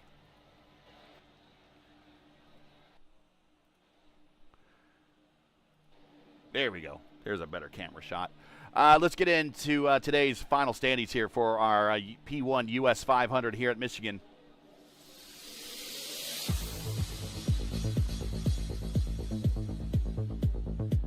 Seb Alexander with the win by 30 hundredths of a second. Or we can call it 3 hundredths of a second, I guess. Over Matt Wagner. Ben Lawson is in 3rd. Andrew Wood in 4th. Jordan Owens in 5th, Trey Holmes in 6th, Craig Forsyth recovers the 7th. He's the first car 1 lap down. Dave Huckleberry, not a bad race for Dave. Dave had a very good drive to survive strategy, very much the Gary Strat, and he did a good job. He comes home with a top 10 and 8th, and the purple lap, I believe, at the end. Victor Aldrich in 9th, Colin Heil in 10th. Hunter Smith in 11th. We have Richie Hearn, Gavin Hibbs, Albrecht, and Ryan Schuld, your top 15. Our defending champion, defending no longer, Matthew Weeks in 16th, but he was threatening all day long. Herrick, Hobson, Blauman, Coker, your top 20. And then Frankenfeld Pody on that disappointing finish for him, and that might have ended his championship run. Jetta Camargo, Mikolajczyk, who had a great race, by the way, up until that little mistake there that cost him his day, 25th, but he spent a lot of time at the front, and that's a lot of experience gained, and he was following some really good drivers up there, so hopefully he learned something. Hunter Ingrev, just an innocent victim, and Justin Vandermaal comes home in 27th.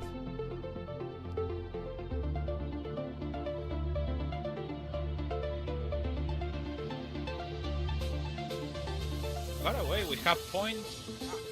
All right, we'll look at points here in a second. LGN's driver of the race is Jordan Owens. Jordan Owens, finishing 5th of 21 spots. In fact, 3 drivers were up 21 spots. Lawson, who finished on the podium, 21 spots, and Trey Holmes up 21 spots. Yeah.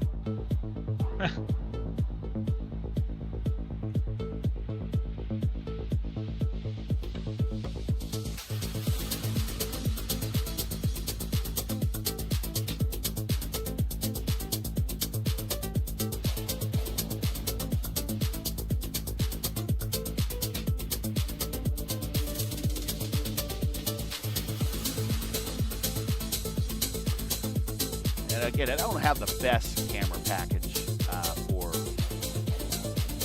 interviews, but we'll do our best.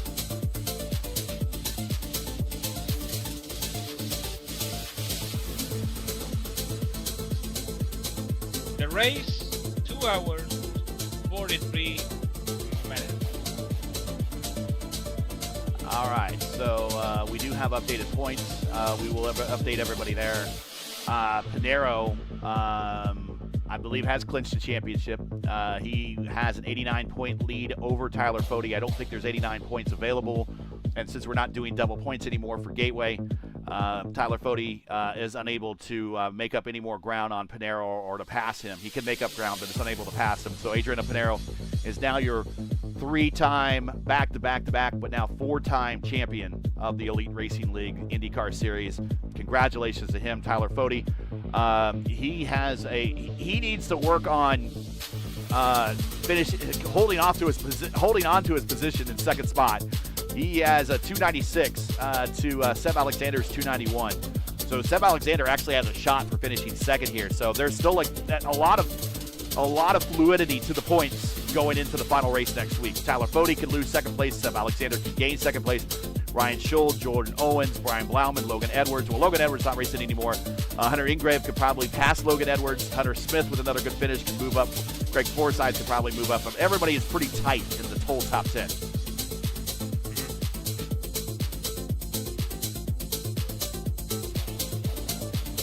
That's pretty close. Actually, I think for 40, thinking about it, hold the second position because he stayed for a while over there. So you don't want to lose in that because Sainz, I think Sainz round 9 is in second. So you don't want to lose the second position by the last race, even the third. All right. Let's bring in Ben Lawson. It's not bad, Lawson. I can find the channel here, and I don't see him. He's not here. Okay, well, we should probably go into. Somebody shout him out in the Ben Lawson. Yeah, where are you? Let's go ahead. If he does show up, I'm sure he'll want to talk to us, but we'll bring up Matt Wagner. And I know he's willing to talk. So here is Matty Wags. Hey, Matt, you got one of those good finishes you've been looking for all season long here in the Elite Racing League, almost narrowly a win. But you were very fortunate on that first round of pit stops to kind of get a part of a breakaway group and to really work your way up to the front, and that's kind of where you held your position for much of the race. Talk about your race up there. For you, pretty much most of the action was happening behind you. Yeah, I would like to keep it that way. So after the stint where me and Seb were working together, he missed his pit box, and I was like 5 seconds ahead of everybody. I would have been 5 seconds ahead of everybody. So it was like, I was like, all right, I'll slow down. I was a gentleman. I slowed down so he can catch, so that way we can build our lead back up. Because I trust Seb more than probably any guy on the track. Craig and Andrew Wood and Richie Hearn, all them. To draft with, you know, and swap draft. So yeah, it was fun out there, man. I had a blast. This caution after caution, it makes me think what would happen if we would have gone caution free. Yeah, we talked about it. I'm sitting there like, what would AJ do? He's saving like the most amount of fuel behind us, and like all those questions go through my head are not answered. So P2, I felt like if we would have got tires at the end, I think I was the only car that stayed out at that time. Yeah. So I probably couldn't get that run off the corner, off the second lane, because he was holding that bottom fairly well.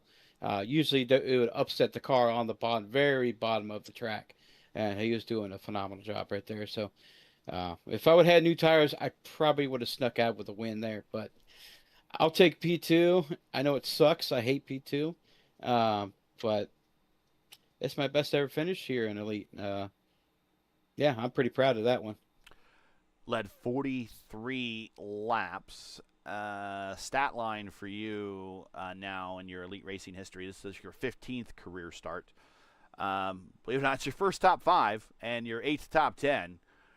So pretty much more than half the time when you do start a race, you do finish in the top 10, which is that's pretty consistent. That's pretty good. That says a lot about your style and your racecraft. A win, I don't think, is too far off in your distant future here in the Elite Racing League at some point. And it might have been today, but Seb, Seb's been kind of building up for this thing. So I'm sure that he'll have lots to say and get the monkey off his back. But a great race for you, and we're pretty happy to have you up here on the podium. Thank you very much. Shout outs, friends, family, sponsors. Anyone you want to say hi to? Well, I think we all had a chance because Adriano didn't take the green flag. I started thinking that, and we were all talking about that. So, hey, everybody can get a chance to win now.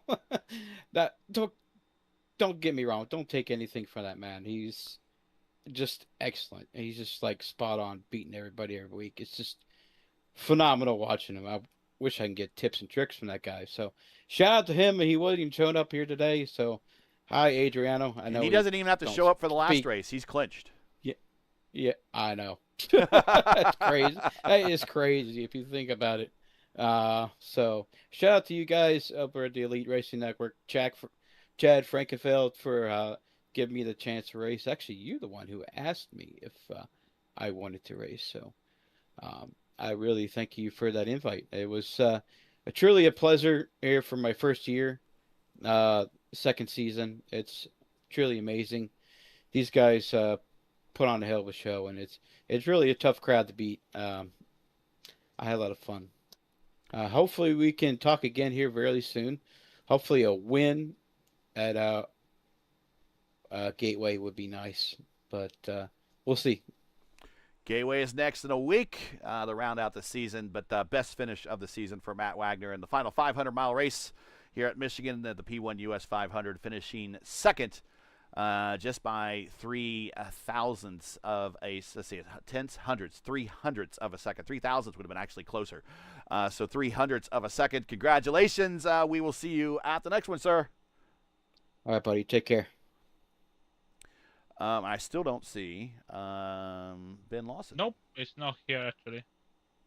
Okay, so let's bring up Andrew Wood's there. We might actually talk with Andrew Wood. I don't want to give away. Let's do that. Let's bring up Andrew Wood just briefly.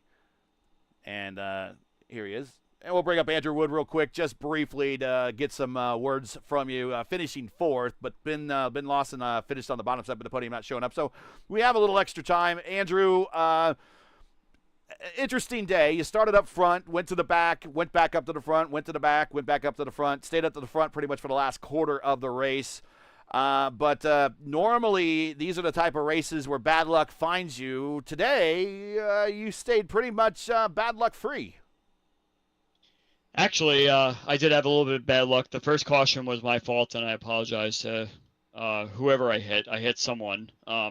Basically, everybody was playing patty cake up on the wall, and I wasn't really up for it. So I thought that was my time to try and move up a few more spots, and I collected somebody on the inside there, and I got sent to the back. I think that was the Justin Vandermarl. Yeah. Okay. Yeah. Okay. So I apologize to Justin. That was my fault, and I thought I was lower than I really wanted to be, and yeah, the stewards penalized me and sent me to the back. So, but Michigan's that kind of track where everybody's saving the fuel and you can make up the spots again. So, made my way up to the front again.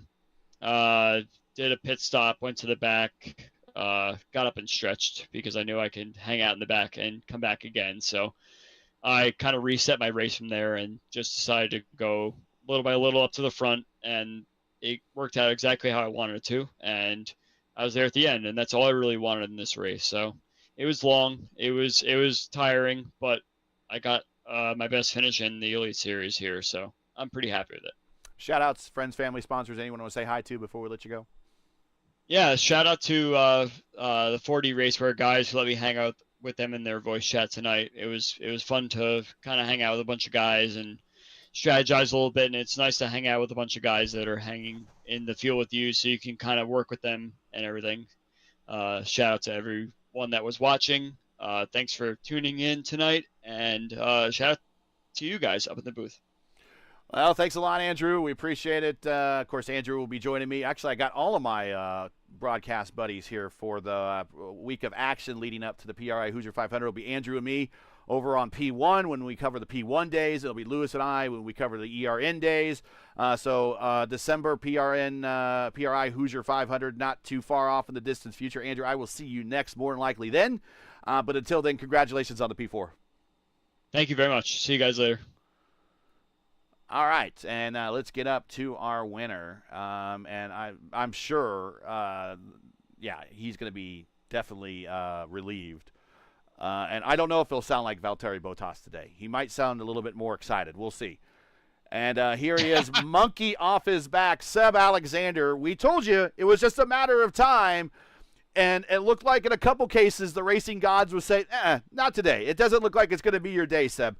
But still, you went from the front to the back to the front to the back and banged wheels with a couple of guys and still banged a wing with somebody that didn't look like it was too much, but you got penalized for it. It was a day of highs and lows, but you finished with the highest of highs and you become the 35th different winner in Elite Racing League history, the 5th different first-time winner this season, which ties a record, and your first 500-mile race win. Congratulations, Seb. How do you feel? Thanks. Mostly just relieved and a bit apologetic for all the wheel banging. And I haven't even watched anything back yet, but I feel like I owe a few guys an apology. Like Ryan should for sure. I mean, I got black flagged, so I probably shouldn't have done that. I think I banged doors with, I think it was Jordan out of 2 one time. And I even got on the mic about it, and I think that was also my fault. So apologize to Jordan, and I don't even know who else I was banging wheel with at some point in that race. It was a crazy one for sure. I think you banged wheels with Matthew Weeks, but he's a NASCAR guy. He should be used to that type of stuff. But let's talk about your race. I mean, we never really counted you out. First of all, the day started off kind of odd, where you used the apron at qualifying, and now you can't use the apron in qualifying, so you qualified on the pole technically. But you had to go to the back end of the pack. But by that didn't concern me, right? Because it was so. It's at Michigan. With the conditions, with the conditions, it was kind of easy to move. But it was all about the strategy, right? And after that first green flag stop, the way the Wags and I was able to gap, we came out 4 seconds ahead, which was surprising to me. But from then on, we just stood on it because it made sense with the fuel numbers too. That would have been interesting if it would have stayed green, but it's a fairly small chance, right? We were calculating that if it did stay green, you would probably be about 6 laps short. So we're trying to figure out, if they do this, can he save enough fuel? Can he do that? Yeah. And then the caution eventually came out during that long run. But I mean, in the middle of that run, you did have kind of a bit of a rookie. Paul Mikolajczyk was in there with you, and I think he did a pretty good job at allowing you and Seb to control that little draft train and to get yourself out to about 11 or 12 seconds at one point during one of the exchanges. I think experience eventually kind of caught up and grabbed him when he grabbed the apron a little bit going through one of the turns, and that's didn't bring out a caution, but he wrecked as a result, and then lost. You guys lost one of your dance partners up front, but you still had a pretty good experienced group with you, Wags, and AJ Hobson up there. So that had to help make you feel good that you had 2 guys that had a lot of IndyCar starts up there with you. Yeah. At that point, I mean, we were like, okay, if it stays green, then we have it, right? It was honestly going to be a question if we would catch up with the tail end of the second pack at some point. So at that point, you're feeling good, right? But the caution is probably gonna drop at some point, so from then it's just kind of reset, right? And it's back to square one in a way. Last question for you before we get to shout outs and everything. You are now, gosh, I mean, with the bad race that two Fodes had just bad luck in 2 consecutive races. Nothing of his own doing, just being in the wrong place at the wrong time, I guess, and has allowed you to kind of creep back into the battle for second place. I think there's only a handful of points different. You now have a real shot at getting second place.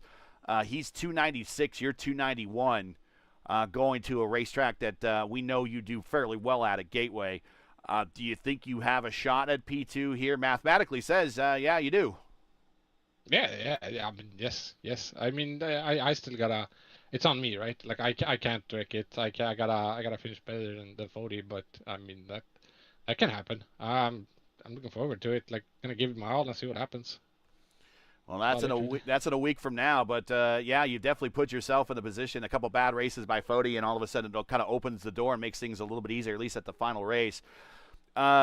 Adriano has clinched, so that part of the championship is over. So just kind of looking to improve positions going into the final race. I know that we've been telling you we've been close to a win, and we've had you up on podium interviews over on P1 and other series and then the Oval Series. Now that you're on the top step, I'm not even going to set a timer here, man. Take all the time you need. Thank all the people you need to thank, teammates, friends, families, loved ones, anything you need to say. Because this is long past due, even well long past due the win in Vor where you won at Laguna Seca. This one has definitely been coming to you, and it's, like I said, past due. So take all the time you need to thank all the people you need, because you got the monkey off your back, and you definitely deserve this one. You set a timer these other times? No, I don't set a timer. Well, unless you're Mark Murphy or Rick Ravon, I don't set a timer. All right, that's right. I mean, that's more than fair. That's more than fair. No, but I think you put it the best way in saying the monkey off my back, right? So shout out to all my friends and teammates, Technical Alliance teammates and everything. Clendy and Ryan came in and kind of stepped up on the box for the last couple stints, which helped a lot in like trying to figure out like how to approach it, where do I put my car, when, and stuff like that. So thanks to them. Shout out to my friend Tim, who I visited in the hospital today. He had a really bad health scare, and it was good to see him in fairly decent spirit. Shout out to you guys and to Chad for running this league. It's a lot of fun, and I'm definitely going to be back next year. And yeah, that's about it. Sure, not anything else? We'll give you more time. Actually, it's the middle of the night. You should probably. I know you want to celebrate, so go celebrate responsibly. Go to bed. Yeah. Get a start to that Friday, and then celebrate or something a little bit later tomorrow or something. But you definitely should celebrate a little bit tonight. Big 500-mile race win at Michigan, and hey, some of the all-time greats in IndyCar racing history got their first wins at Michigan. Thomas Scheckter did. Scott Goodyear got his first win at Michigan. Other drivers have, got the second or third win at Michigan to kind of add to their career. So kind of jumping in some pretty good company there to get your first win here. Congratulations. I know we'll see you at the next one, but man, we're very happy to see you get that first win. Thank you guys. Yeah, I'm really happy about it. Feels great. I'm definitely gonna celebrate a bit. Takes a while to kind of sort of wind down after this. a lot of adrenaline discharge. Yeah. Got a few cold ones waiting for me, so I'll be all right. All right, we'll take one for us as well. Congratulations, Seb. Winner today, the P1 US 500, the last 500 crown jewel of the season, and going into our next race of the season in view of now P2 in the standings. So we'll see with one race to go if you can get to P2. Congratulations, though, on the big W. Like I said, long past due. Congrats. We'll catch you at the next one. Thanks, guys. See ya. Definitely not Valtteri Bottas. Very more energetic Seb Alexander there, Lewis. But a long evening for us. Another 500-mile race. Another 500-mile slugfest at Michigan. I'll have to crunch some numbers and find out how this ranks against the other US 500s that have been in the past in the Elite Racing League history, but I thought it was a very entertaining race. We had a long section of long green flag runs, and then we kind of had the typical Indy here at Michigan where we have, caution, short stint, caution, short stint, caution, and then a sprint to the end. But I think at the end of the day, nothing against Wags, nothing against Lawson, nothing against Wood. I think the best car, who technically qualified on the pole, but went to the back and raced his way all the way to the front. I think the best car and the best driver ultimately got the win today. Yeah, it's a really long race. I said 2 hours and something else. Have 2 hours and 37 minutes. The race is a lot of to review, a lot of controversy in between Schultz and Alexander. They put it on the back, and then the incident we have in the middle. The long stint with 10 seconds, 11 seconds ahead with all these three or four guys. So it was a really entertainment at some point, but entertainment is more in the end. Always with all of these issues and side by sides and what if. So, like always happened in Michigan, the race started after 20 to go or 15 to go when everyone is getting nervous. But we start to see Tyler Forty with make a move in the first lap and stay on the lead and make it 1 point, but it's not worth. So it's not worth it for him because he's 89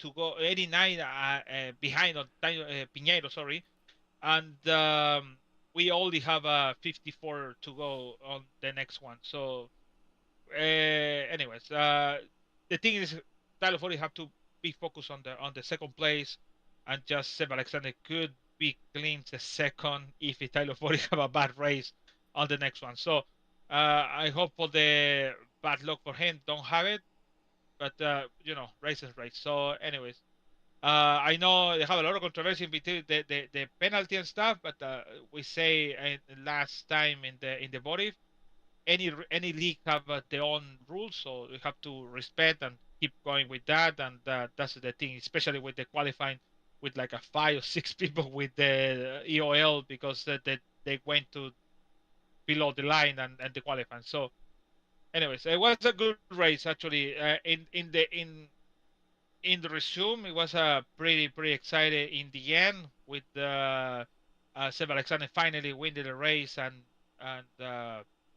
Ben Lawson keeping 3 and 3rd and Mark Wagner and 2. So it was a good race actually with a lot of people involved, but small field in the end. But anyways, it is what it is. In Michigan, it always happen like that. So next one is Gateway or World Wide Technology Raceway with the last race. Not too much to talk because the champion is ready to define, and just like I said, 40 have to keep the second place, but we have Seb Alexander coming very strong on there. If Tyler Forty make a mistake, could be Seb Alexander. I think Seb Alexander have a good chance to win because it's an oval stuff and have a good stuff in there. So I know the setup in there is really tough. I remember racing over there, and it's really difficult. When it's completely different when you see in the fixed setting. So see you next week for the ERN IndyCar Series from World Wide Technology Raceway. And there's a schedule. We'll take that off the screen. I was looking in the Discord server. You've disappointed Dave Huckleberry a little bit. He was hoping to become the LGN man of the race, but Dave finished an 8th, 1 lap down, but he did improve 8 spots. But he's aiming for that LGN driver of the race award. But yeah, I always we mentioned the big ones. The people be on the front. We never mentioned like it happened to you, happened to me when you're started on the back and then you have a good improvement and nobody cares. It's mainly goes to the driver, the highest finishing driver that didn't. Typically, this is how you get on the LGN driver of the race: is the highest finishing driver that doesn't finish on the podium that improves kind of the most spots. That's kind of the basic criteria right there, and that's exactly what happened to Jordan Owens with 21 spots improved and finishing 5th. But it's cool that your award is kind of catching on, that people now are wanting to become the LGN driver of the race. Yeah, it's kind of cool. Actually. Yeah, it's really like, okay, we can do it. We can keep going on that. any final words here? Seb Alexander, it's his 29th start, gets his first win, his 7th top 5, his 15th top 10. Pretty much half the time when he does race, he's going to finish in the top 10. So we just knew it was a matter of time before he got that win. I just wanted to get that stat out. Now 35 different drivers have won now in the Elite Racing League. We've now have 5 first-time winners this season.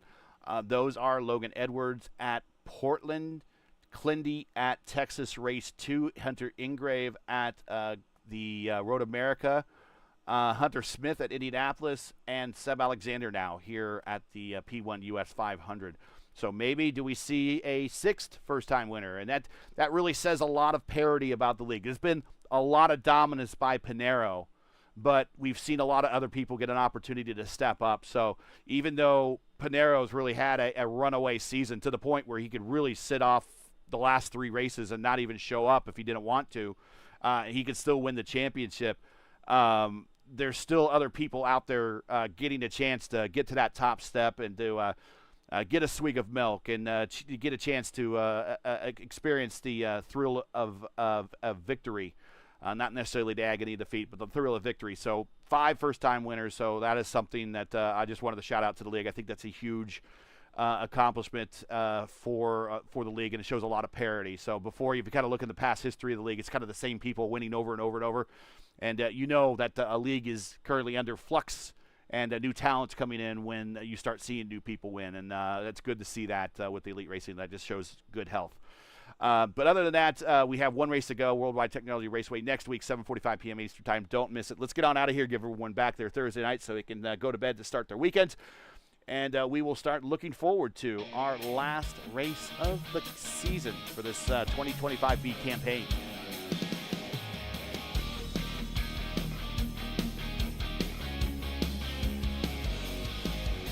So that's it for tonight. Once again, your podium here from the P1 US, the 8th running of the P1 US 500 is we got for our 5th first-time winner and getting his first career win is Seb Alexander, 35th different winner in Elite Racing League history. Matt Wagner, best finish ever in 2nd, and we didn't get a chance to talk to Ben Lawson. Hopefully he comes back into the Discord chat room and can leave a message about his race, but he comes home 3rd for his best career finish. Join us again next week as we wrap up the 2025B season at World Wide Technology Raceway for the 12th running of the F5 Challenge 500. Coverage begins around 7:45 p.m. Eastern Time, again at 7:45 p.m. Eastern. You can find everything right here at YouTube at youtube.com. Just search out keyword Elite Racing Network. There's a lot to be racing for, even though the championship is over. You're still P2, P3, P4, P5, P6. Everything in the top 10 is still in flux. So one good race by one of these drivers can move them from like 10th to 7th, or in the case of Seb, from 3rd to 2nd. So there's still a lot to be decided here in the championship. So you want to check it out next week. Even though the overall championship's decided, a lot of these drivers still have a lot at stake. And you should watch and be a part of that next week when we take the green flag at World Wide Technology Raceway. Now, as you know, the YouTube algorithm game is not easy, so please help support ERN with the weekly grind. Leave a comment below. Let us know your thought on tonight's race. If you enjoyed tonight's coverage, support us by smashing like in the video. If you're new, click subscribe, and while you're at it, hit the bell for weekly reminders. So tell us about more on ERN's other iRacing programming, including the Juicy Spider Studios Elite Truck Series, Sundays at 8:30 p.m. Eastern Time, and the Mark J. Rebellis Grand National Series, Mondays at 7:30 p.m. Eastern Time. Ring that bell icon, and there's a lot of action here on the Elite Racing Network you don't want to miss, and you'll hear about it when you ring that icon, hit that bell icon. The Pocono 500 and the P1 Triple Crown Challenge is brought to you by P1 Broadcasting. P1 is an esports broadcaster specializing in online sim racing on the iRacing platform. P1 brings your iRacing league to life with a team that lives, breathes, eats, sleeps, drinks, anything and everything auto racing. To learn more about P1 or request a quote for your iRacing league, check out their social media links. P1 can be found on YouTube, Facebook, Instagram, X, and on Linktree. You can find all the links you need to contact us in the description of today's broadcast. The Elite Racing League's IndyCar Series rights are paid for by the following: the Warriors for Peace for the next 2 races, or for one more race after this. Warriors for Peace is an Indianapolis-based nonprofit organization working to end violence and inspire peaceful change, founded in memory of Jack Shockley. They support youth through scholarships, mentoring, and community programs. To learn more or support their mission, visit their webpage at warriorsforpeace.org or follow one of their socials today. All the links you need are in the description. I want to thank, once again, the Warriors for Peace for being such a big part of this league for the last 5 seasons and their continued support going into our final race at Gateway next week. A special thank you to the Elite Racing League's premier sponsors, Blue Egg Marketing and World Wide Technology Raceway. Hey, don't spin your wheels. Accelerate success with Blue Egg, fueling small businesses to win big. To learn more about Blue Egg, go to blueeggmarketing.com or click on the link in the stream description. Hey, World Wide Technology Raceway is a premier motorsports facility located in Madison, Illinois, just minutes from downtown St. Louis and the iconic Gateway Arch. To learn more about World Wide Technology Raceway, to buy tickets for one of their marquee events, especially the NCT IndyCar Series race next summer, check out www.traceway.com or click on the link in the description. For business inquiries and learn more about the Elite Racing League and what we do, visit EliteRacingLeague.com. Subscribe on YouTube, like us on Facebook, you can follow us on X and Instagram. And as always, the links are in the description. So for LGN, everyone in the Elite Racing League, the Elite Racing Network, and the Warriors for Peace, I'm Gary Gatto saying all good night. And thanks for watching. Now to all of our men and women serving in the military and its first responders, Godspeed, God bless, and come home safe. Congratulations to our 2025B champion, Adriano Pinheiro. We'll mention that again, probably get some words from him in our next race when we close out the interviews at Gateway. But catch us again next week at World Wide Technology Raceway for the next race of the Elite Racing League's Warriors for Peace IndyCar Series. Good night, everybody.